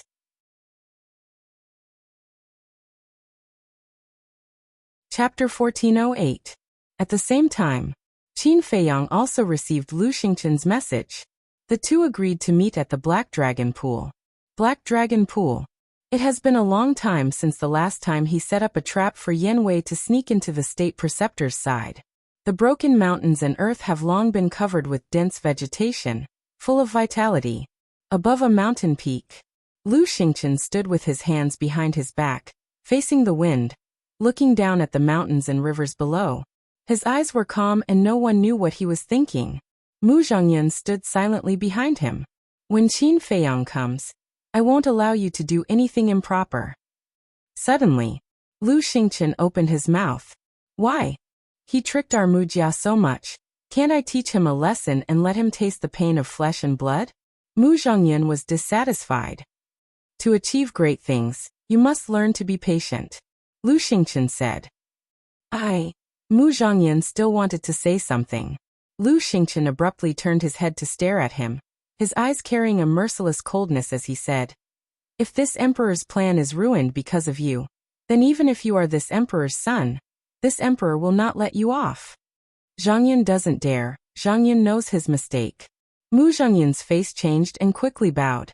Swish. Soon, a figure appeared in front of the two out of thin air. Who else could it be if it wasn't Qin Feiyang? Lu Xingchen smiled and said, Brother Qin, I haven't seen you for a few days. How have you been? Qin Feiyang was stunned. He originally thought that Lu Xingchen came to denounce him, but he didn't expect that he would try to get close to him. What does he mean? I already know what you did to my Mujia, but it doesn't matter to me, Lu Xingchen said with a smile. Really? Don't treat me like a child and fool me. Qin Feiyang looked at Lu Xingchen warily. It was impossible for anyone to remain indifferent when encountering such a situation. Not to mention Lu Xingchen. He didn't believe that this guy would be so magnanimous. Lu Xingchen said sadly, I'm disappointed by your words. We've been together for so many years. When have I ever lied to you? Then why have you come to the imperial capital this time? Qin Feiyang was suspicious. Lu Xingchen said, I have something to discuss with you. What is it? Qin Feiyang frowned. He thought to himself that it was definitely not something good. Lu Xingchen smiled and asked, You definitely know about the miracle, but do you know how to enter it? What do you mean? Qin Feiyang was puzzled. 10 types of alchemy fires are needed to open the divine ruin. Similarly, these alchemy fires are also needed to enter the divine ruin, because there is a passage inside the gate of the divine ruin. This passage is filled with something called a space-time storm. This space-time storm is extremely lethal. Even a real god of war will die on the spot if he is swept by the space-time storm, Lu Xingchen said. It's so terrifying.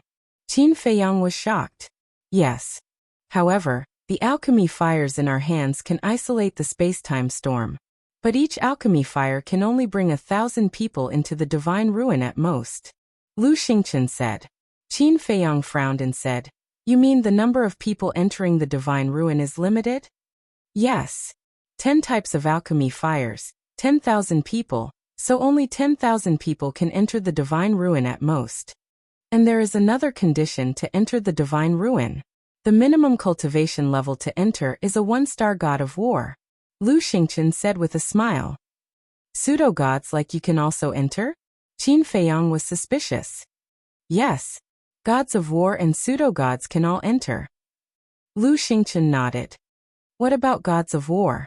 Qin Feiyang asked. Gods of war can also enter, but how many gods of war are there in this world? Lu Xingchen smiled faintly. Qin Feiyang was a little uneasy. The snow python was a real god of war. If the snow python also entered the divine ruin on a whim, then even if the divine ruin was full of treasures, no one would be able to snatch them from her, Lu Xingchen said. I have no other purpose in telling you this. I just hope to cooperate with you on a deeper level. Deeper level? Qin Feiyang was stunned and asked in confusion, How so? Now 7 of the 10 alchemy fires are in my hands, and the other 3 are in your hands. In other words, only the 2 of us can enter the divine ruin. Think about it. If only the 2 of us can enter the divine ruin, then wouldn't all the treasures in the divine ruin be ours? Lu Xingchen smiled. Qin Feiyang nodded in realization and smiled. So that's what you're thinking. You're indeed a cunning old fox, but I like it. Every man for himself, and the devil takes the hindmost. Moreover, if Great Qin and Forgotten Continents people also enter the Divine Ruin, it won't be good for us either, right? Lu Xingqian laughed. That makes sense. Qin Feiyang nodded thoughtfully, then said, but after thinking about it, if only the two of us enter the Divine Ruin, I'll only be at a disadvantage. What do you mean? Lu Xingqian was stunned and said, your Mu clan has Mu Changyun and Mu Changfeng, two peak semi-divinity realm existences, while I only have Old Man Qin by my side. Moreover, Old Man Qin is just an ordinary semi-divinity realm expert. If you turn your back on me, won't I die? Qin Feiyang joked. Lu Xingqian said, don't worry, I can guarantee that before leaving the Divine Ruin, I won't do anything to you. Really? Qin Feiyang asked. I, Lu Xingqian, am a man of my word. Lu Xingqian said. Okay, I agree. Qin Feiyang nodded. Brother Qin is indeed a straightforward person. 7 days later, we'll meet at the entrance of the Divine Ruin. Lu Xingqian was overjoyed and laughed. There are only 7 days left before the Divine Ruin opens. Okay, Qin Feiyang said. Then I'll take my leave. Lu Xingqian cupped his hands and smiled, then opened the portal and left with Mu Changyan. Qin Feiyang looked at the back of the two, and his eyes flashed slightly, then he also entered the castle. Dan Wangkai said, young master, you have to be careful, there must be a trap. I know. Lu Xingqian hasn't killed me yet, probably because he wants me to help him do something in the Divine Ruin. When I help him do this, I'm sure that he will immediately kill me. Qin Feiyang said with a faint smile. Dan Wangkai said in surprise, so the deep cooperation he's talking about now is actually preparation for the future? Yes. He should be doing this to prevent Emperor Hong. After all, Emperor Hong is my great-grandfather. He's worried that when he kills me, Emperor Hong will help me out of consideration for family ties. Most importantly, he has been coveting the castle and Changshui for a long time and doesn't want a third person to interfere. If only I go in with him, when I die, won't Changshui and the castle be in his pocket? Qin Feiyang said with a smile. This is a killing trap, and you can still laugh. Dan Wangkai was speechless. So what if it's a killing trap? In this world, he's not the only one who knows how to set up a killing trap. Since he wants to plot against me, I might as well beat him at his own game. Qin Feiyang said. Dan Wangkai was slightly stunned and said, so you've already thought of a countermeasure? I think it's not only us, but also the Lu family wants to see a place like the Divine Ruin. Qin Feiyang chuckled and turned to look at Lu Zheng, who was meditating with his eyes closed. Dan Wangkai also looked at Lu Zheng, with a strange color in his eyes. Lu Zheng helplessly opened his eyes, looked at Qin Feiyang, and said, I knew you wouldn't forget my Lu family. How about it? Take me to the Lu family. Qin Feiyang said with a smile. That won't do. Without second grandpa's consent, I wouldn't dare to take you there. Lu Zheng shook his head like a rattledrum. Hearing this, Dan Wangkai couldn't help but snicker. This guy didn't know that Qin Feiyang had already been to the Lu family. Second grandpa and third grandpa already knew. Qin Feiyang also smiled meaningfully, stepped forward, grabbed Lu Zheng, and descended over the black dragon pool. I said I can't go, so I can't go. Don't force me, okay? Lu Zheng looked at him angrily. I won't force you, and I don't need you to lead the way, because I know where the Lu family is. Qin Feiyang chuckled and opened a portal. You know? Are you talking in your sleep? Lu Zheng looked at him in astonishment. You'll know soon whether I'm talking in my sleep or not. Qin Feiyang grabbed Lu Zheng and rushed into the portal. Swish. The next moment, the two landed over a square. On the square, there were two statues of deities. One statue was riding a purple gold dragon, and the other was riding a flaming divine wind. From afar, they looked like two overlords of heaven and earth, exuding a king's aura that could intimidate all things. This is, Lu Zheng looked at the square and the two statues, and his expression suddenly became dull. Wasn't this the place of inheritance of the Lu family? How did Qin Feiyang know the coordinates? Third grandpa was still sitting cross-legged under the stone tablet as before. There was no aura around him, and he looked like an old grandpa next door. He looked kind and kind. Third Grandpa opened his eyes when he sensed the auras of Qin Feiyang and Xiaochen. He raised his head and looked at the two of them. A smile immediately appeared on his old face. He looked at Qin Feiyang and said, "You are back." "Yes." Lu Jing nodded. But then he was stunned again, because he found that Third Grandpa wasn't talking to him at all. What was going on? At this moment, his mind was in a mess. Qin Feiyang looked at Lu Jing in amusement, landed next to Third Grandpa, and bowed. "Greetings, Third Grandpa. We all know what Emperor Hong did to you. You've been wronged." Third Grandpa grabbed Qin Feiyang's hand and sighed. "It's okay." Qin Feiyang smiled. Third Grandpa sighed. "You silly child, don't always be so stubborn. If you feel wronged, just say it. It's uncomfortable to keep it in your heart. I've long been used to it. There's nothing to feel uncomfortable about." Qin Feiyang waved his hand and asked with a smile, "How are you and Second Grandpa recently?" Third Grandpa said, "We're all the same. There's no illness or disaster, and we're carefree. I really envy you. When will I be able to live a life like yours?" Qin Feiyang said with a smile, his face full of yearning. "Brat, your life has just begun and you want to slack off." Third Grandpa scolded with a smile. Qin Feiyang chuckled and scratched his head, looking very naive.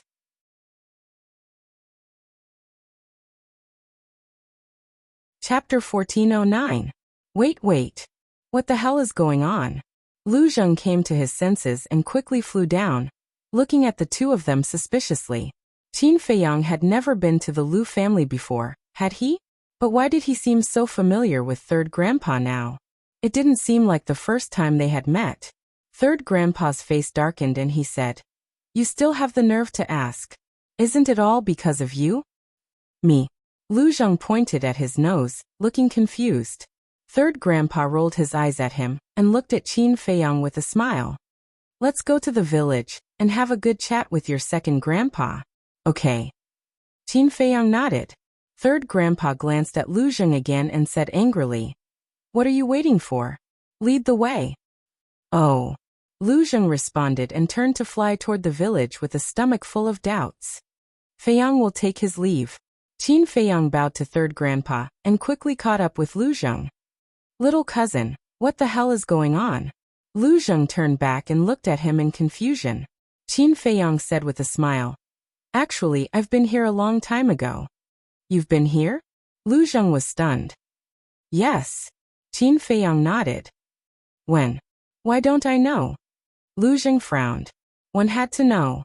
During this period, he had been following Qin Feiyang. If Qin Feiyang really came to the Lu family, it was impossible for him not to know. Qin Feiyang said, "Last time, when you came back with the 10,000 beasts portrait, I followed you here." "What?" Lu Jing was stunned. And then he suddenly became angry. He grabbed Qin Feiyang's clothes and roared, "How dare you follow me?" Qin Feiyang faintly sighed and said, "I just want to know where grandfather lives. Is there a need to make it sound so unpleasant?" Looking at Qin Feiyang's expression, Lu Jing couldn't help but feel a trace of sympathy. He said, "But you still can't follow me. If Second Grandpa finds out about this, won't he scold me to death?" Qin Feiyang said with an embarrassed smile, "Second Grandpa already knows." "Bastard!" When Lu Jing heard this, he was furious again and punched Qin Feiyang in the stomach with all his might. Boom! Qin Feiyang smashed into the mountains below like a meteorite, creating a huge crater in the ground. His hair was disheveled and his face dirty, and he looked rather miserable. What happened? Third Grandpa was just about to close his eyes and meditate, but when he heard the commotion, he immediately got up and took a step forward. In an instant he landed beside Lu Jing. When he saw Qin Feiyang lying in the crater with blood flowing out, he immediately glared at Lu Jing and said, "What are you doing?" Lu Jing said, "He followed me. Can't I beat him up?" Third Grandpa said angrily, "He followed you to the Lu family. That's his ability. You should reflect on yourself instead of yelling here, understand?" Lu Jing still wanted to argue. "What? You're not convinced? Do you want to go to Devil's Cliff to reflect on your mistakes?" Third Grandpa's eyes flashed coldly. "Devil's Cliff?" Lu Jing's expression changed. He quickly waved his hand and said with a flattering smile, Okay. I'll reflect on myself. I'll definitely reflect on myself seriously. As long as I don't go to Devil's Cliff. That's more like it. Third Grandpa glared at him, then lowered his head to look at Qin Feiyang. He was slightly stunned. Why was this kid still lying in the crater? Could it be that Lu Zheng, that little bastard, hurt him in some vital part? Thinking of this, he hurriedly flew to Qin Feiyang, squatted on the ground, and asked, How are you? Qin Feiyang clutched his stomach and said in pain, My sea of qi. Not only was his face pale, but his forehead was also full of sweat. Seeing this, Lu Zheng frowned slightly and landed beside Qin Feiyang. He snorted coldly and said, Don't pretend. I didn't use my full strength at all in that punch just now. Besides, even if I used my full strength, I couldn't have seriously injured you. In the past, Lu Zheng's cultivation was stronger than Qin Feiyang's. But now, Qin Feiyang had surpassed him. Shut up. But before he finished speaking, Third Grandpa turned his head to look at Lu Zheng and shouted. Lu Zheng pursed his lips and fell silent. Third Grandpa looked at Qin Feiyang again and asked, What's wrong with your sea of qi? Qin Feiyang said, It's broken. Bastard. He's your cousin. How could you do that? Third Grandpa was instantly enraged and shouted at Lu Zheng. Lu Zheng's expression also changed slightly. He looked at Qin Feiyang and said, You're not joking with me, right? With my current cultivation, how could I break your sea of qi with one punch? My current cultivation is higher than yours. But just now, I was not prepared at all. You gave me a punch. I'm lucky that I'm still alive. Qin Feiyang said intermittently.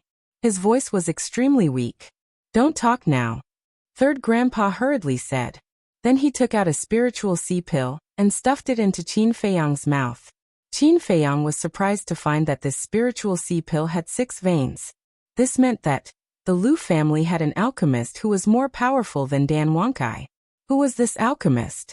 Lu Zheng was completely dumbfounded. He looked down at his fist and muttered, This is impossible. After giving Qin Feiyang the spirit sea pill, Third Grandpa suddenly stood up. He turned his head to look at Lu Zheng and said, You disappoint me too much. Immediately go to Devil's Cliff and face the wall for 3 days. Don't. When Lu Zheng heard this, he immediately looked at Third Grandpa pitifully and begged, Grandpa, I know I'm wrong, okay? I'll apologize to my cousin. No, you must go. Third Grandpa's attitude was very firm. There was no room for discussion. I'm not going. Lu Zheng shook his head. He would rather die than submit. You're really not going? Third Grandpa asked. There was a cold light in his old eyes. Go. Seeing this, Lu Zheng's face turned slightly pale. He quickly nodded. But before he left, he glared fiercely at Qin Feiyang, as if to say, Bastard, just wait and see. Qin Feiyang also returned a look to Lu Zheng. Little guy, you're still too young to fight with me. Obviously, the broken sea of energy was just an act. After Lu Zheng left, Third Grandpa shook his head helplessly. He stood up and smiled. Get up, stop pretending. Qin Feiyang was stunned. He smiled and said, You've already found out. Why don't you take a look at my cultivation? Do you think you can hide from my eyes whether or not your sea of energy is broken? Third Grandpa rolled his eyes. Qin Feiyang got up and wiped the blood from the corner of his mouth. He looked at Third Grandpa with an embarrassed expression. I don't object to this at home. After all, you're still young and still have the innocence of a child. But outside, you 2 brothers must be united. Do you understand? Third Grandpa said. Okay. Qin Feiyang nodded heavily. Then go.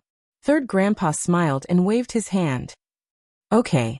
Qin Feiyang turned into a stream of light, rose into the air, and flew toward the village. At this moment he was very happy. But the reason for his happiness was not because he had tricked Lu Zheng once. It was because of what Third Grandpa said before. Third Grandpa said that it was okay to make a scene at home. This home referred to the Lu family. In other words, Third Grandpa did not treat him as an outsider. His sense of belonging to this place was getting stronger and stronger. Although he was born in the Imperial Palace, he always thought that his first home was in Iron Ox Town. and the Lu family would become his second home in the Great Qin Empire. In the village, as usual, the men were farming and herding outside, and the women were doing housework at home. The children were playing everywhere, and there was constant laughter. The old people gathered together to chat, drink tea, and play chess. Although it was ordinary, it was blissful. Second Grandpa. What story are you going to tell us today? In front of a courtyard, a group of children around 7 to 9 years old surrounded an old man in sackcloth, their faces full of anticipation. The old man in sackcloth was lying on an old-fashioned wooden armchair, looking at the group of children in front of him with a loving smile on his old face. Today, Second Grandpa will tell you about a person called Qin Feiyang. Qin Feiyang. Who is he? Is he very powerful? The group of children asked curiously. Second Grandpa smiled and said, he's not very powerful, but on this continent, there's no one who doesn't know his name. Second Grandpa, we don't agree with what you said. Do you know why? The two young men said with a serious face. Why? Second Grandpa looked at them suspiciously. You just said that there's no one who doesn't know his name, but we don't. Doesn't this prove that you're fooling us? The two young men said. The other children also nodded in agreement. Second Grandpa was stunned. For a moment he did not know how to answer. Whoosh! Suddenly, there was a sound of something piercing through the air. Second Grandpa looked up, and his face was full of smiles. Then he looked at the children and said with a smile, you'll know soon because he's here in person. In person? The group of children looked up and saw a young man in white flying toward the village like lightning. At the same time, the old people in the village, the women, and the busy men outside the village also noticed the figure. Qin Feiyang? Why is this child here? I heard that last time. He came here secretly and got the inheritance of our ancestors. He's quite capable. Are you kidding? Don't you know whose descendant he is? Whether it's the Lu family or the Qin clan, our genes are not bad, not to mention that he's the product of our two families. The people started to talk. Everyone's face was full of the most sincere smiles. Whoosh! After a few breaths, Qin Feiyang flew into the sky above the village. Looking at the simple and sincere smiles of everyone, his sense of belonging to this place went further. This was the life he wanted. How comfortable and happy it would be for a family to live together without any worries and worries. His face was also full of an innocent smile. Whoosh! He landed in the village. The people in the village came from all directions. Second Grandpa also got up and walked slowly toward Qin Feiyang with a group of children. Feiyang, you're here. How have you been these years? But then again, the last time we saw you was many years ago. Yes. I still remember that you had just learned to walk at that time.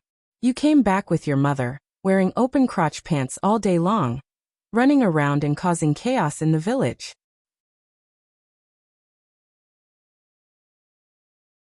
Chapter 14:10. Really? Qin Feiyang was stunned. He really didn't remember these things. These are all things that happened when you were young. You definitely don't remember. But it doesn't matter. You just need to go home. Everyone here is your family. Although we haven't helped you much over the years, we've always been worried about you and your mother. People said. Qin Feiyang glanced at the strange faces in front of him. Although they were strangers, the kinship that blood was thicker than water could not be erased. His heart couldn't help but tremble. His eyes couldn't help but moisten. Because in this world, there was a group of lovely people who missed him and missed him. Greetings, grandpas, grandmas, uncles, aunts. At the same time, I also greet you on behalf of my mother. Qin Feiyang knelt on the ground and bowed. Good. Son, get up. From now on, this is your home. You can come back whenever you want. We don't treat you as an outsider. Don't treat us as outsiders either. Several old people nodded with relief and stepped forward to help Qin Feiyang up. Their old eyes were also filled with tears. Especially when they thought of Qin Feiyang's experience over the years, they couldn't help but feel sad. No. You will always be Feiyang's family. Qin Feiyang said with a smile. Some women and old people looked at Qin Feiyang silently. At this moment, they were all smiling and crying. Mom, why are you crying? A 5-year-old child looked at his mother in confusion. Mom is not crying. She is happy, the child's mother replied. At this time, the crowd gradually dispersed. Second grandpa walked over step by step and stopped in front of Qin Feiyang. Qin Feiyang looked at second grandpa. Second grandpa also looked at Qin Feiyang. None of them spoke. At this moment, the village was particularly quiet. After an unknown amount of time, Qin Feiyang strode forward and walked in front of second grandpa. He knelt on the ground and said, "This unfilial grandson, Qin Feiyang, pays respect to second grandpa." Unfilial, second grandpa muttered to himself. His old face was gradually filled with guilt. He reached out to help Qin Feiyang up. "Child, how can you say that about yourself? For the sake of your mother, you even disregarded your own life. Who in this world is more filial than you?" "It's second grandpa.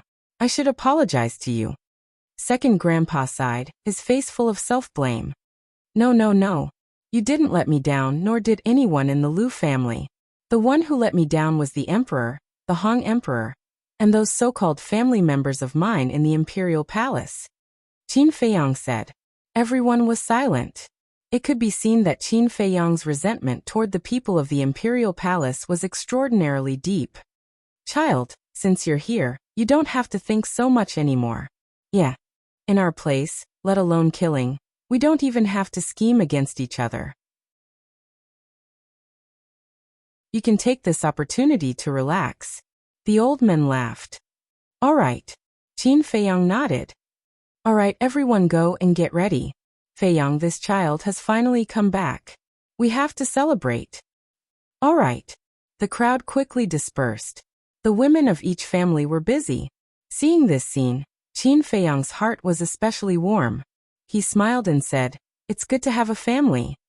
When second grandpa heard this, he blamed himself even more. He also regretted it.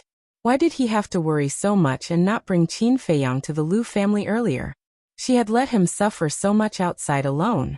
Qin Feiyang laughed and said, "Second grandpa, take me around." "All right." Second grandpa nodded. "Our village only has a total of 1,000 families. Including the elderly and children, there are more than 5,000 people. However, don't underestimate everyone. Because among these 5,000 people, half of them have the cultivation of the War Emperor. There are more than 1,000 9-star War Emperor. Moreover, the fierce beasts within a radius of 10,000 miles of the village are all raised by our Lu family. There are at least 8,000 9-star Emperor beasts, if not 10,000. As for 1-star to 8-star Emperor beasts, there are too many to count." Second grandpa introduced with a smile as he brought Qin Feiyang around the village. "What?" Qin Feiyang was stunned. More than 1,000 9-star War Emperors were already very shocking. There were actually so many 9-star Emperor beasts? There were at least 8,000 if not 10,000. Oh my god! What kind of concept was this? One had to know that there were only 80 or 99-star Emperor beasts in the ancient pagoda. At first, there were more than 100 of them. However, many of them died when they fought with the descendants of the Imperial Preceptor in the Sea of Reincarnation. As for the 9-star War Emperors, there were only 18 of them, Wang Yangfeng. Although they had all stepped into the peak of the 9-star War Emperor realm, compared to the Lu family, they were not worth mentioning. Qin Feiyang asked, "How many people are at the peak of the 9-star War Emperor realm?" "It seems to be 200 or 300. The elders who spoke to you just now are all at the peak of the 9-star War Emperor realm," second grandpa said with a smile. Qin Feiyang was secretly speechless. No wonder he could not sense any aura from those elders earlier. The people of the Lu family do not really care about cultivation. As long as we can live together, see each other every day, and be happy, second grandpa said. "When can my mother and I be like you?" Sigh. Qin Feiyang sighed softly. Second grandpa stopped and turned to look at Qin Feiyang. He said with a smile, "Don't be too stubborn. Let nature take its course. Your obsession now is too deep. I'm afraid it will hinder you from becoming a god in the future." "How can I become a god?" Qin Feiyang asked. "Let go of everything and return to your original intention and heart. This is the profound meaning of becoming a god. Actually, it's not difficult, but it's not easy either. It all depends on one's state of mind. With your talent, you will step into the peak of the 9-star War Emperor realm sooner or later. Let go of your obsession. This is what you should do now. Second Grandpa said. Let go of my obsession. Qin Feiyang murmured and shook his head. He said, my obsession is deeply rooted. How can I let it go just like that? Moreover, it was because of my obsession that I gave birth to the inner demons. Second Grandpa sighed softly and said, the appearance of the inner demons has already sealed your fate. What fate? Qin Feiyang was suspicious. You can't become a god, because the inner demons are the source of all obsessions. As long as the inner demons exist, so will the obsessions. Unless you can kill the inner demons. Second Grandpa said. Kill the inner demons. Qin Feiyang's eyes trembled. In the inner world, the inner demons heard Second Grandpa's words. Their bodies could not help but tremble violently. They said, Deity, we have fought side by side for so many years. You can't be so heartless. Qin Feiyang shook his head and smiled. He secretly comforted them. Don't worry. As long as I'm here, you will always exist. Hearing this, the inner demons breathed a sigh of relief. Qin Feiyang asked, Second Grandpa, is there any other way to become a god other than cutting off one's obsession? No. Second Grandpa shook his head. If you have to cut off your obsession to become a god, then why can ambitious people like the state preceptor and Mu Changfeng also become gods? Qin Feiyang frowned. Becoming a god doesn't mean that you have to be pure of heart and few desires. For example, this old man. Don't think that this old man is carefree now. In fact, this old man also has obsessions and desires. However, when comprehending the profound meaning of becoming a god, we must first let go of these things. This is a very difficult process.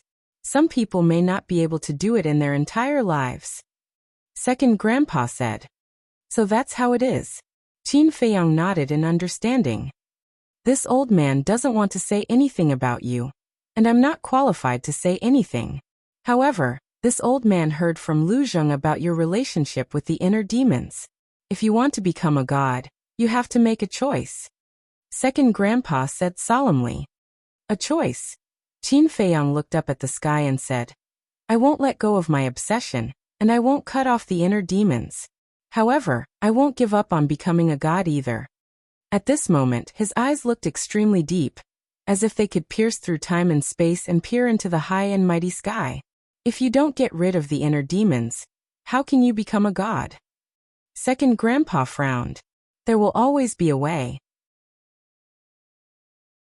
If there really isn't, then I will open up a cultivation path that belongs to me. Qin Feiyang clenched his hands, and a dazzling light burst out of his eyes. Open up a cultivation path that belongs to me. Second Grandpa's body and mind trembled. How much confidence and courage did he have to say something like that? He looked at Qin Feiyang at this moment. He felt that the thin figure seemed to be quietly giving birth to a supreme domineering aura. Can you really do it? Second Grandpa murmured in his heart. He calmed down and said with a smile, opening up a cultivation path that belongs to you is countless times more difficult than comprehending the profound meaning of becoming a god. Since ancient times, no one has ever done it. However, this old man is looking forward to it. Qin Feiyang smiled and didn't continue the topic. The group of children had been following Qin Feiyang and Second Grandpa. They looked at Qin Feiyang with curiosity in their big eyes. Qin Feiyang looked at them. Although these children were young, according to his observation, each of them had extraordinary talent. If nothing unexpected happened, they would be the future heavenly talents of the great Qin Empire. A snot-nosed child ran to Second Grandpa and asked, Second Grandpa, is he the Qin Feiyang you wanted to tell us about just now? Yes. Second Grandpa nodded. The snot-nosed child glanced at Qin Feiyang and said, he doesn't look that big of a deal. Yes. I thought he was someone great. Turns out he's not that great. The other children also nodded. Qin Feiyang was stunned. He was actually being looked down upon by a group of children? Are you not convinced? If you have the ability, you can compete with Big Brother Lu Zheng. I feel that you're far inferior to Big Brother Lu Zheng. The snot-nosed child clamored. Qin Feiyang also became playful. He said jokingly, "Little brat, your big brother Lu Zheng is now facing the wall at Devil's Cliff to reflect on his mistakes." What? Devil's Cliff? The children's expressions changed when they heard the words Devil's Cliff. The snot-nosed child asked suspiciously, "Did Big Brother Zheng do something wrong? Why is he facing the wall at Devil's Cliff?" "He didn't do anything wrong. I used a little trick to make him face the wall at Devil's Cliff. Now tell me, between your big brother Lu Zheng and me, who is more powerful?"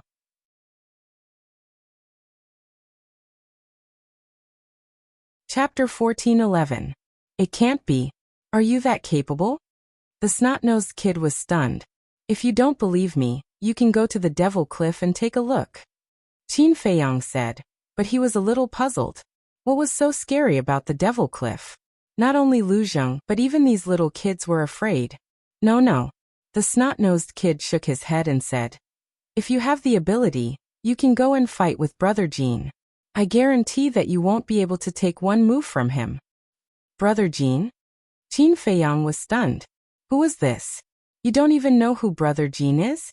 You're really ignorant.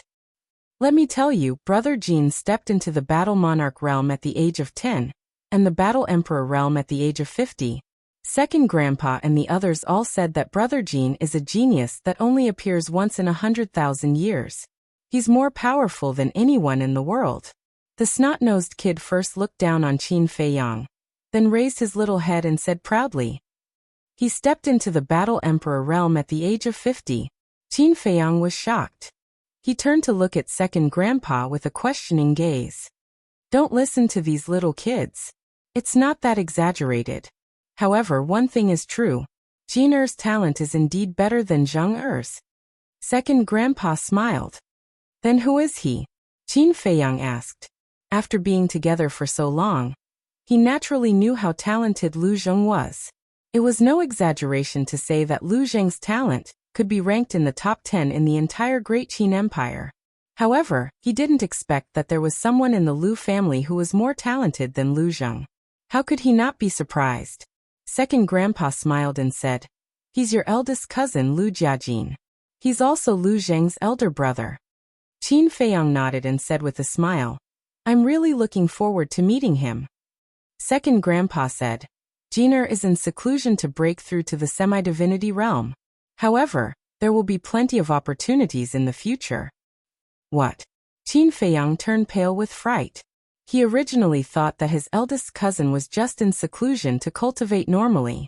He didn't expect that he was actually trying to break through to the semi-divinity realm. This was too terrifying. "There's another interesting thing," Second Grandpa said again. "Interesting?" Qin Feiyang was stunned and asked suspiciously, "What interesting thing?" He and Zhuge Mingyang were born in the same year, the same month, and the same day. They were even born at the same time. Second Grandpa said with a smile. "No way." Qin Feiyang was stunned. How could there be such a coincidence? "Absolutely," Second Grandpa said. "Then this cousin of mine is really not simple," Qin Feiyang murmured. The two of them were born on the same day and at the same time. But now, his cousin was already pushing for a breakthrough to the semi-divinity realm. However, Zhuge Mingyang's current cultivation was even lower than his. The gap between them was too big. However, the Lu family had all kinds of potential pills recipes. As the prodigy of the Lu family, Lu Jiajin must have unlocked the door of potential just like Lu Zheng. His cultivation speed was naturally not something that Zhuge Mingyang could compare with. In terms of talent and potential, the two of them should be on par. Although your cousin's talent is extraordinary, he has been very low-key since he was a child. And like you, he is a cultivation maniac. So all these years, no one knows his name. Even the state preceptor and your father know that there is such a person in the Lu family, but they don't know his talent and cultivation. Second Grandpa said with a smile. Qin Feiyang's face darkened and said, "Don't mention him in front of me." Of course, he was referring to the Emperor. Second Grandpa also realized that he had said something wrong, and a trace of apology appeared on his face. Qin Feiyang asked, "Where's my cousin in seclusion now?" Second Grandpa said, in the forbidden area of the back mountain. I know what you want to do, but don't disturb him now. Okay. Qin Feiyang nodded and couldn't help but feel disappointed. Hearing about him was not as good as meeting him in person. Frankly speaking, he really wanted to see just how monstrous this cousin of his was. Swish. But at this moment, a white figure appeared out of nowhere in the sky above the village. It was a young man about 185 meters tall, with a handsome face and a tall figure. His snow-white clothes were spotless. His long black hair was casually draped behind his back, fluttering in the wind. There was no aura around him at all, as if he was one with the void. Even his arrival was not noticed by anyone in the village. It's Brother Jean. Brother Jean is back. The first to notice the young man in white were a few teenagers. They looked at the young man in white and exclaimed in surprise. Second grandpa was stunned and looked up. Qin Feiyang's eyes also trembled slightly, and he immediately looked up at the young man in white. Is he my cousin? Although this young man in white had no aura at all, he gave him a great sense of danger. Jing, why are you back? Second grandpa looked at the young man in white suspiciously. Suddenly he seemed to think of something and asked in surprise, have you made a breakthrough? The young man in white looked at second grandpa with a face full of respect. But he didn't answer second grandpa. Instead, he turned his eyes and fell on Qin Feiyang. Qin Feiyang didn't evade at all. The two pairs of eyes collided in the void. All of a sudden, Lu Jiajin raised his arm and hooked his finger at Qin Feiyang. The meaning was self-evident. He was provoking Qin Feiyang. Jin, don't mess around. Second grandpa frowned and said, swish. But before his voice died away, Qin Feiyang jumped and directly landed in the void opposite Lu Jiajin. Come on everyone. There's a good show to watch. Brother Jean, come on. Beat him down. The snotty kid immediately shouted excitedly. The other children also looked excited. It's Jean. Why is he back? When everyone heard the snotty kid's voice, they looked up at Lu Jiajin with eyes full of suspicion. Suddenly, an old man's face changed and said in shock, are they going to fight? Jean, your cousin just came back. You can't bully him. Yes. Your cousin is only a 4-star combat emperor. How can he be your opponent? Don't mess around. Come down quickly. The group of old men immediately tried to persuade them. But whether it was Lu Jiajin or Qin Feiyang, they turned a deaf ear to them. They only had eyes for each other. Boom. A gust of emperor aura suddenly rushed out from Lu Jiajin's body. But this emperor aura wasn't strong. It was only at the level of a 4-star combat emperor. And the cultivation level he revealed was only that of a 4-star combat emperor. 4-star combat emperor? Qin Feiyang was stunned. However, when he saw Lu Jiajin's expression, Qin Feiyang immediately understood. Lu Jiajin deliberately suppressed his cultivation level to the same level as him. In other words, Lu Jiajin wanted to have a fair fight with him. Let me see if you are as strong as the rumors say. Lu Jiajin finally spoke. His voice had a unique magnetism.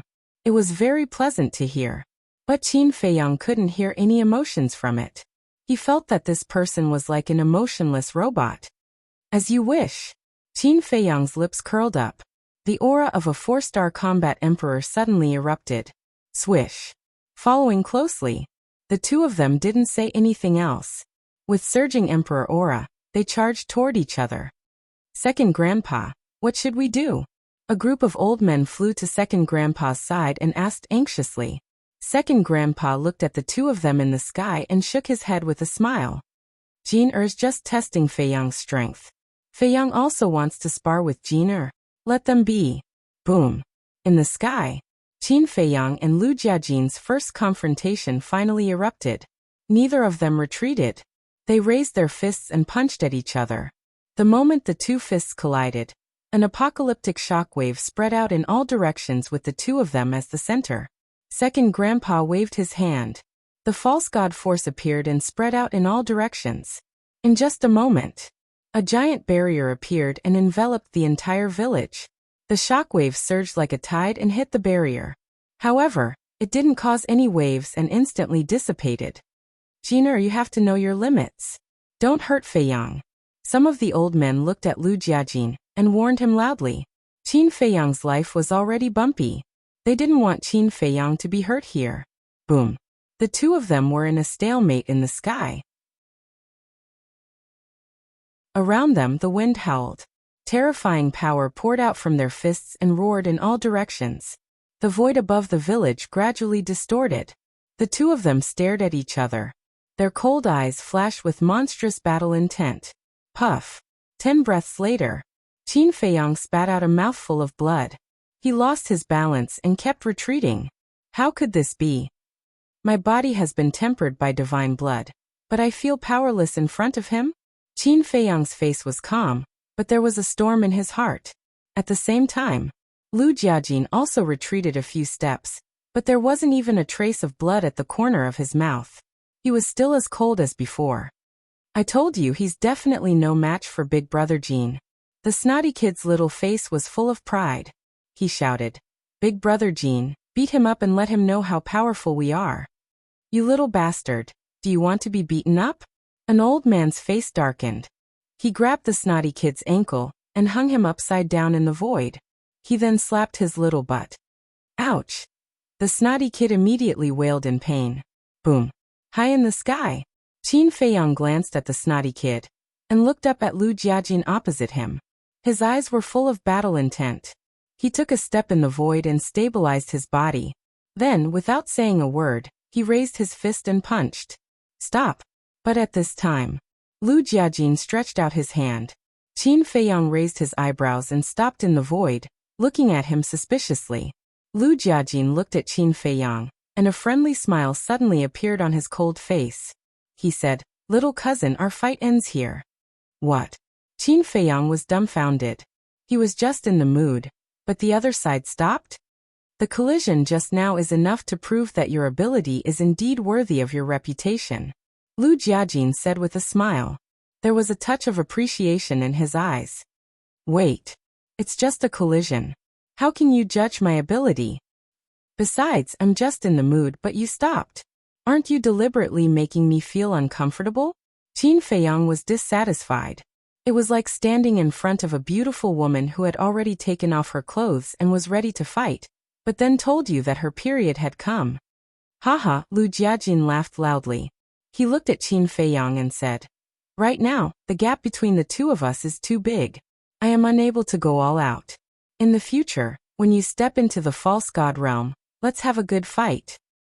As for how I judge your ability, speaking of this.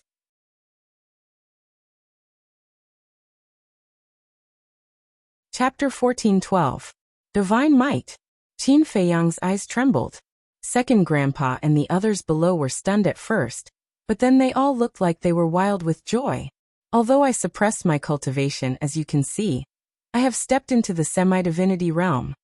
You should also know that after stepping into the semi-divinity realm, my body will undergo a qualitative change. Although we only met once, you were able to hold on for so long without suffering any serious injuries. This is enough to show that you are indeed very powerful. Lu Jiajin looked at Qin Feiyang and smiled. Qin Feiyang couldn't help but smile bitterly when he heard this. Breaking through to the semi-divinity realm meant that Lu Jiajin had shed his mortal body and become a semi-divinity body. Although his current physical body was very strong, compared to a semi-divinity body, there was still a long way to go. After all, a semi-divinity body was considered half a divine body. No wonder he felt a sense of powerlessness when he clashed with Lu Jiajin. Huff. Qin Feiyang took a deep breath and said, Thank you for showing mercy, big cousin. You don't have to be humble. Although I suppressed my cultivation, I didn't show mercy. I have high hopes for you. I also believe that it won't be long before you can catch up with me. Lu Jiajin smiled. I will work hard. Qin Feiyang nodded. Lu Jiajin smiled and looked down at Second Grandpa. Second Grandpa, I still have to stabilize my cultivation, so I will take my leave first. This is the first time you two have met. Don't you want to have a good chat with Feiyang? Moreover, you have successfully stepped into the semi-divinity realm, which is a great thing for the Lu family. We should celebrate. Second Grandpa said. There will be plenty of time in the future. Lu Jiajin faintly smiled and nodded to Qin Feiyang. Then, he turned around and left, leaving everyone with a faintly discernible back. Lu Jiejin, big cousin. Qin Feiyang looked at the back and muttered to himself. To be able to step into the semi-divinity realm at such a young age. He was truly a monstrous genius. If Zhuge Mingyang knew that the person who was born in the same year, month, and day as him had already stepped into the false divinity realm, and stood above the billions of living beings, how would he feel? Time flew by. In the evening, the entire Lu family was enveloped in a festive atmosphere. Firstly, it was because Qin Feiyang had returned. The second reason was because Lu Jiajin had suddenly become a pseudo-divinity. Even second grandpa could not help but drink a few more cups. Qin Feiyang really liked this feeling. He was surrounded by his family, and all he heard were concerned voices. There was no fighting or scheming, and everyone was happy and harmonious. That night, he also drank a lot. Midnight. The moon in the sky was very round and the moonlight was hazy. Most of the villagers had already fallen asleep. In a courtyard, Qin Feiyang was sitting at a stone table with second grandpa. They were drinking tea and chatting. Second grandpa smiled and said, "Feiyang, this time you came back, there must be something else, right?" "Yes." Qin Feiyang nodded. "Tell me." Second grandpa said. Qin Feiyang immediately told second grandpa about the 10 types of pill fire, and Lu Xingqian's scheme in detail. After listening, second grandpa lowered his head and fell into deep thought. Qin Feiyang did not say anything to disturb him. After a long time, second grandpa's eyes flashed. He looked up at Qin Feiyang and said, "You killed Ren Duxing and severely damaged the Mu family of the Forgotten Continent. Even so, Lu Xingqian still did not do anything to you. It can be seen that he has a big plan." Qin Feiyang nodded. Second grandpa was silent for a moment. He sighed and said, "I know what you mean. You want to beat him at his own game, and kill Lu Xingqian to get rid of this disaster. But Feiyang, I can only apologize to you." "Why?" "The last time I came, although I was accepting the inheritance, I know what happened at that time. I remember that in addition to you and third grandpa, there were 10 false gods at that time. With such a powerful lineup, I really don't understand. What are you still afraid of?" Qin Feiyang said. "Some things are far more complicated than you think. Although I don't know the background of the Mu family, I'm sure it's not that simple." Second grandpa said. Qin Feiyang frowned and said, "You mean that in addition to Mu Changyun and Mu Changfeng, the Mu family is hiding other false gods? That's inevitable. After all, even my Lu family has so many false gods, let alone the ambitious Mu family. However, the Mu family is not the reason why I'm afraid," second grandpa said with a trace of bitterness. "Then what is the reason?" Qin Feiyang asked. "I can't tell you now. I can only tell you this. Although I also want to enter the miracle site, I can't go.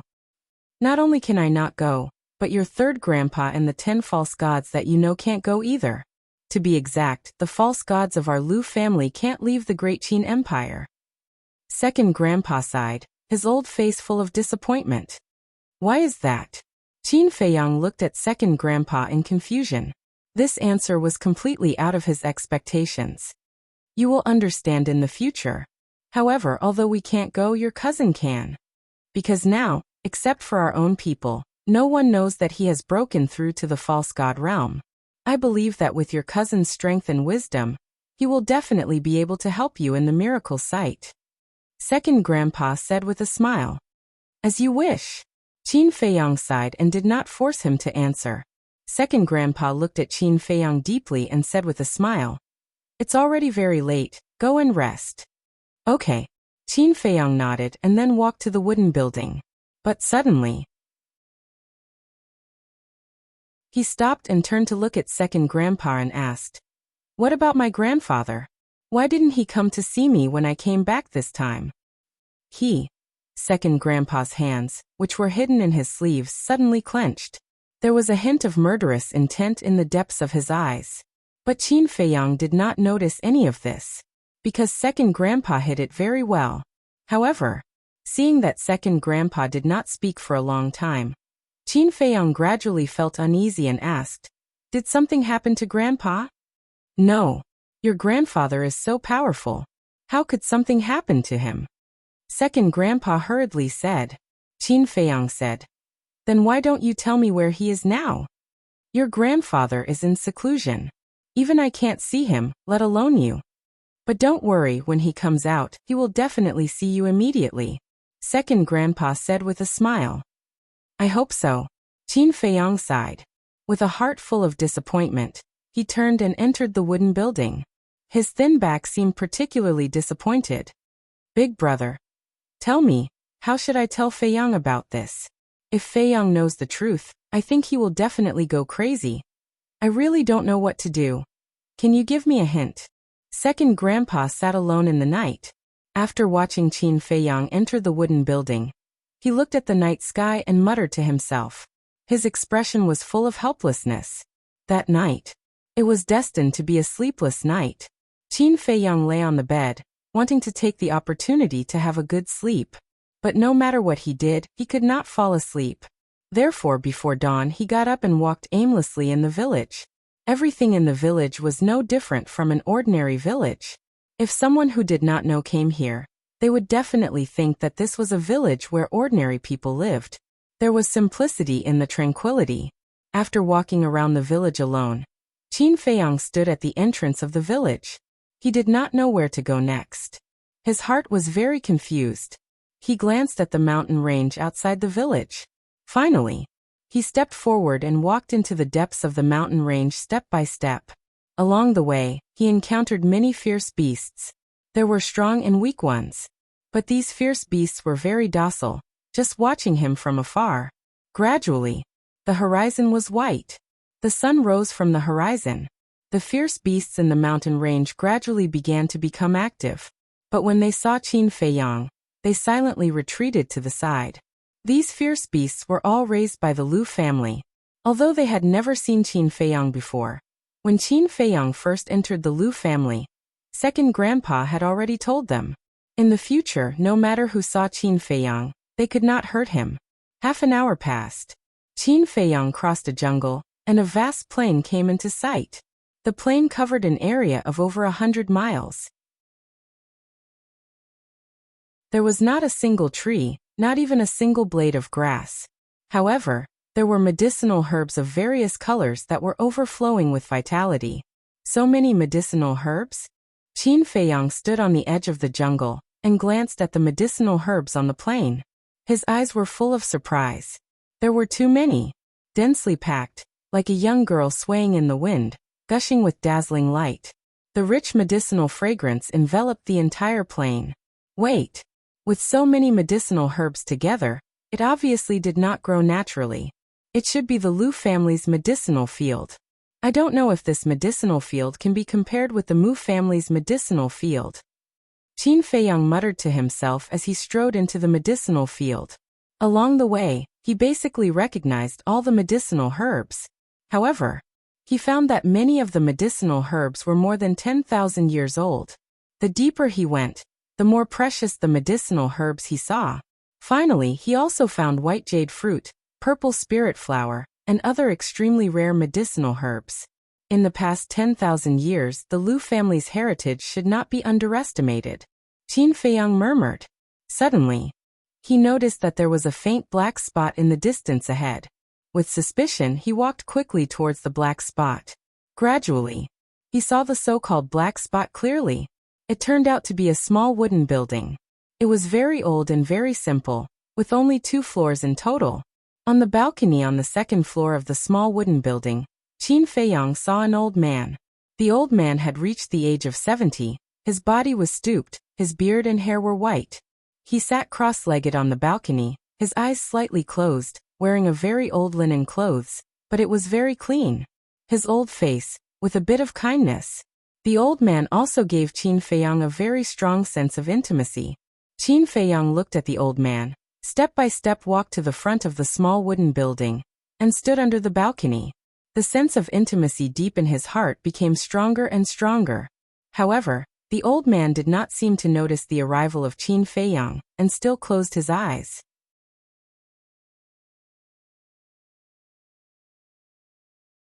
Chapter 14:13. His voice was very soft, but as long as one was not deaf, one could hear it. And the old man in front of him gave Qin Feiyang a sense of familiarity that his second and third grandfathers could not compare with. Therefore, he guessed that this old man was most likely his grandfather, who had never shown himself. But the old man still did not open his eyes. What's going on? Qin Feiyang was suspicious and said again unwillingly, Grandpa, I really miss you. Can you open your eyes and look at me? Another long time passed. Just as Qin Feiyang was about to rush to the balcony, the old man's eyelids moved, and he finally opened his eyes slowly. It was a pair of cloudy eyes, but one could clearly see that there was a strong sense of loss in them. The old man just looked at Qin Feiyang without saying a word. Qin Feiyang urged, Answer me, are you my grandfather or not? Alas! The old man sighed and shook his head. I'm not your grandfather. You're not? Qin Feiyang's body stiffened and said, Since you're not my grandfather, why do you give me such a strong sense of familiarity? Maybe it's because of this. The old man reached out and grabbed a crutch from the ground in front of him. The crutch was red all over, as if it was cast from magma, with a lifelike fire phoenix attached to it. Qin Feiyang looked at the crutch. The old man said, This crutch was made by your grandfather himself. Can I go up and have a look? Qin Feiyang asked. Yes. The old man nodded. Qin Feiyang jumped up, landed on the balcony, and took the crutch from the old man. The moment the crutch was in his hand, Qin Feiyang suddenly felt a stronger sense of familiarity than before. It's really from this crutch, Qin Feiyang murmured. Back then, when your grandfather was refining this walking stick, he added his own divine blood into it. That's why it feels so familiar to you. The old man explained. I see, Qin Feiyang mumbled. He looked down at the old man and asked, Then why is Grandpa's walking stick in your hands? I'm keeping it for him. The old man said. Then who are you? Qin Feiyang was suspicious. The old man said, I'm your grandfather's younger brother, ranked 4th. You can call me 4th Grandpa. 4th Grandpa? Qin Feiyang was stunned. In the past, he had thought that his grandfather only had one younger brother, who was his second grandpa. However, in the land of inheritance, his third grandpa had suddenly appeared. And now, 4th Grandpa had popped out of nowhere? How many brothers did Grandpa have? Would another 5th Grandpa pop up in the future? As if seeing Qin Feiyang's doubts, the old man said in a hoarse voice, We only have 4 brothers. Oh. Qin Feiyang nodded. He looked down at the crutch and suddenly asked, Where is Grandpa now? Seclusion. 4th Grandpa replied without hesitation. Seclusion. Qin Feiyang murmured. Last night he heard from his second grandpa that Grandpa was in seclusion. He didn't believe it, so when he saw 4th Grandpa he suddenly asked. Because when a person was faced with a sudden question, they would instinctively answer truthfully. In other words, he was trying to get information from 4th Grandpa. Hearing 4th Grandpa's straightforward answer, he didn't have any doubts anymore. Qin Feiyang reached out and stroked the walking stick.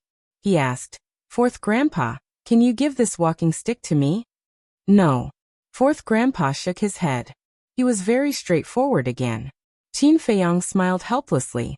He held the walking stick with both hands and handed it to 4th Grandpa. 4th Grandpa reached out and grabbed the walking stick. He looked up at Qin Feiyang and sighed.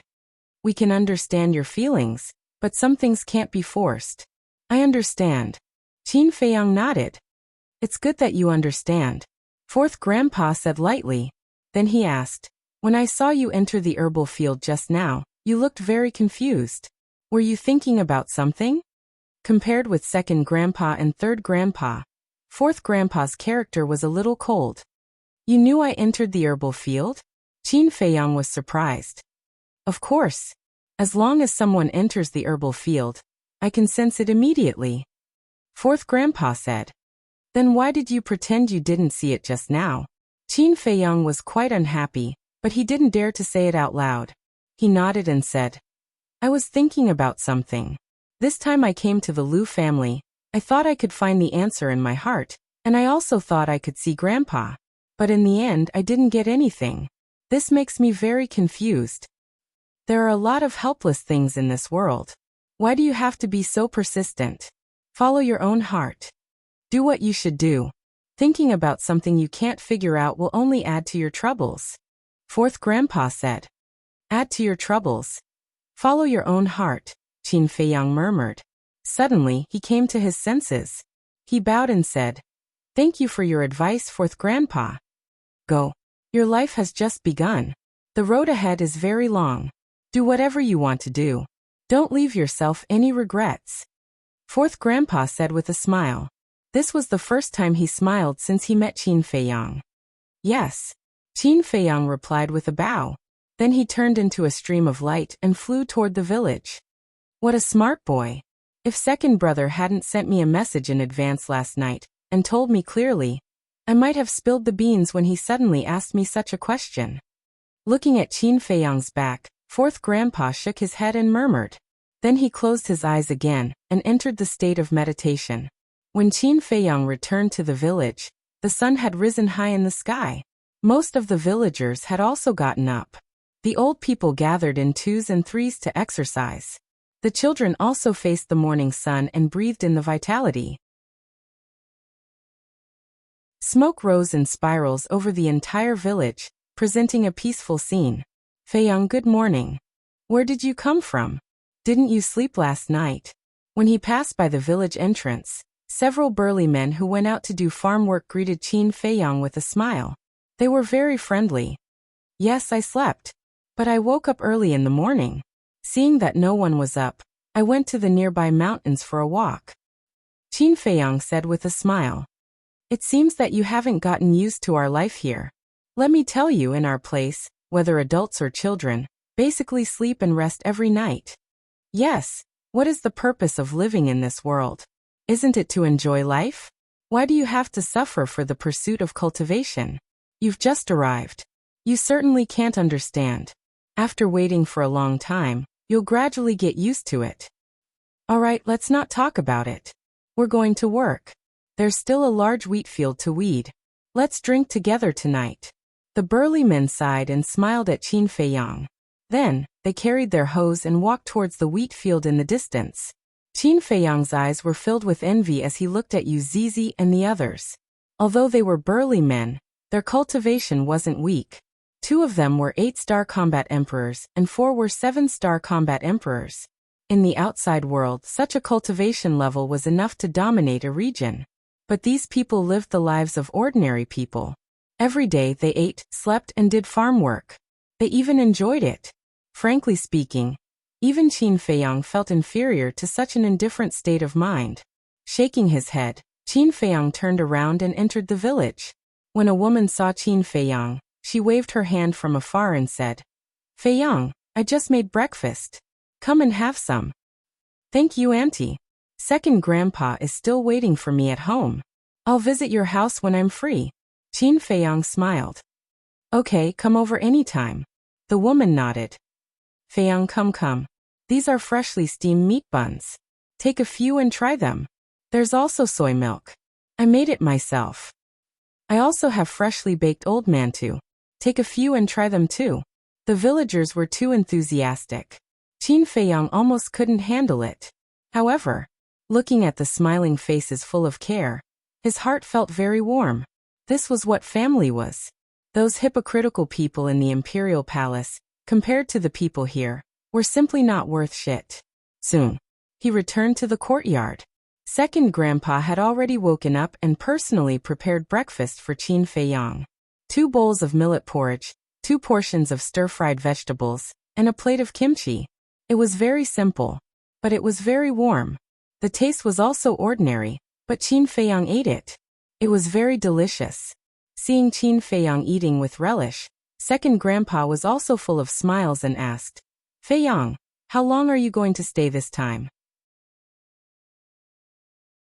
Qin Feiyang's arm slightly paused and said, I'll leave tomorrow. So soon? Isn't there still 5 or 6 days before the miracle opens? Second Grandpa asked. Qin Feiyang finished the millet porridge in the bowl in one breath, put down the bowl and chopsticks, wiped his mouth, and then looked up at the village and the villagers with a trace of reluctance in his eyes.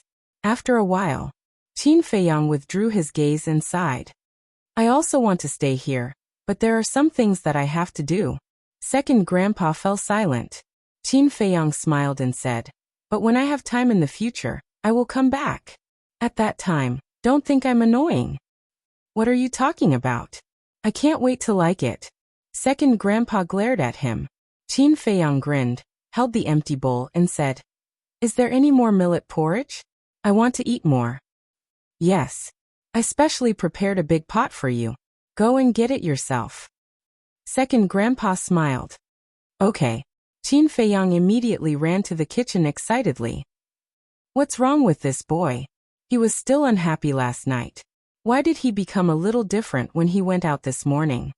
Second grandpa looked at Qin Feiyang's back suspiciously. All of a sudden, he shook his head and smiled. What was the point of thinking about this? As long as the boy was happy, it was fine. Happy times always pass quickly. A day passed. At night, Qin Feiyang chatted with second grandpa for a long time. And after being enlightened by fourth grandpa, he slept soundly that night. And he also had a good dream. In the dream, his mother also came to the village, and everyone gathered together. When he woke up the next day, he felt unprecedentedly comfortable. Second grandpa knew that Qin Feiyang was going to leave, so he got up very early and prepared a sumptuous breakfast for Qin Feiyang.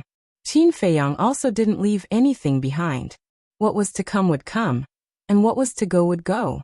After helping second grandpa clean up the dishes, Qin Feiyang suppressed the reluctance in his heart and said goodbye to him. Second grandpa didn't say much. He only said 2 sentences. The first sentence was, take care. The second sentence was, take care of Luzheng. You're tuning in to the Li Mei's Wuxia Whispers YouTube channel. We're so grateful for your support, and don't forget to subscribe to join us on this incredible journey through captivating stories. Your generosity through donations truly makes a world of difference, as it's the primary source of revenue that allows me to expand and enhance this channel for you. Thank you from the bottom of my heart for being a part of this adventure.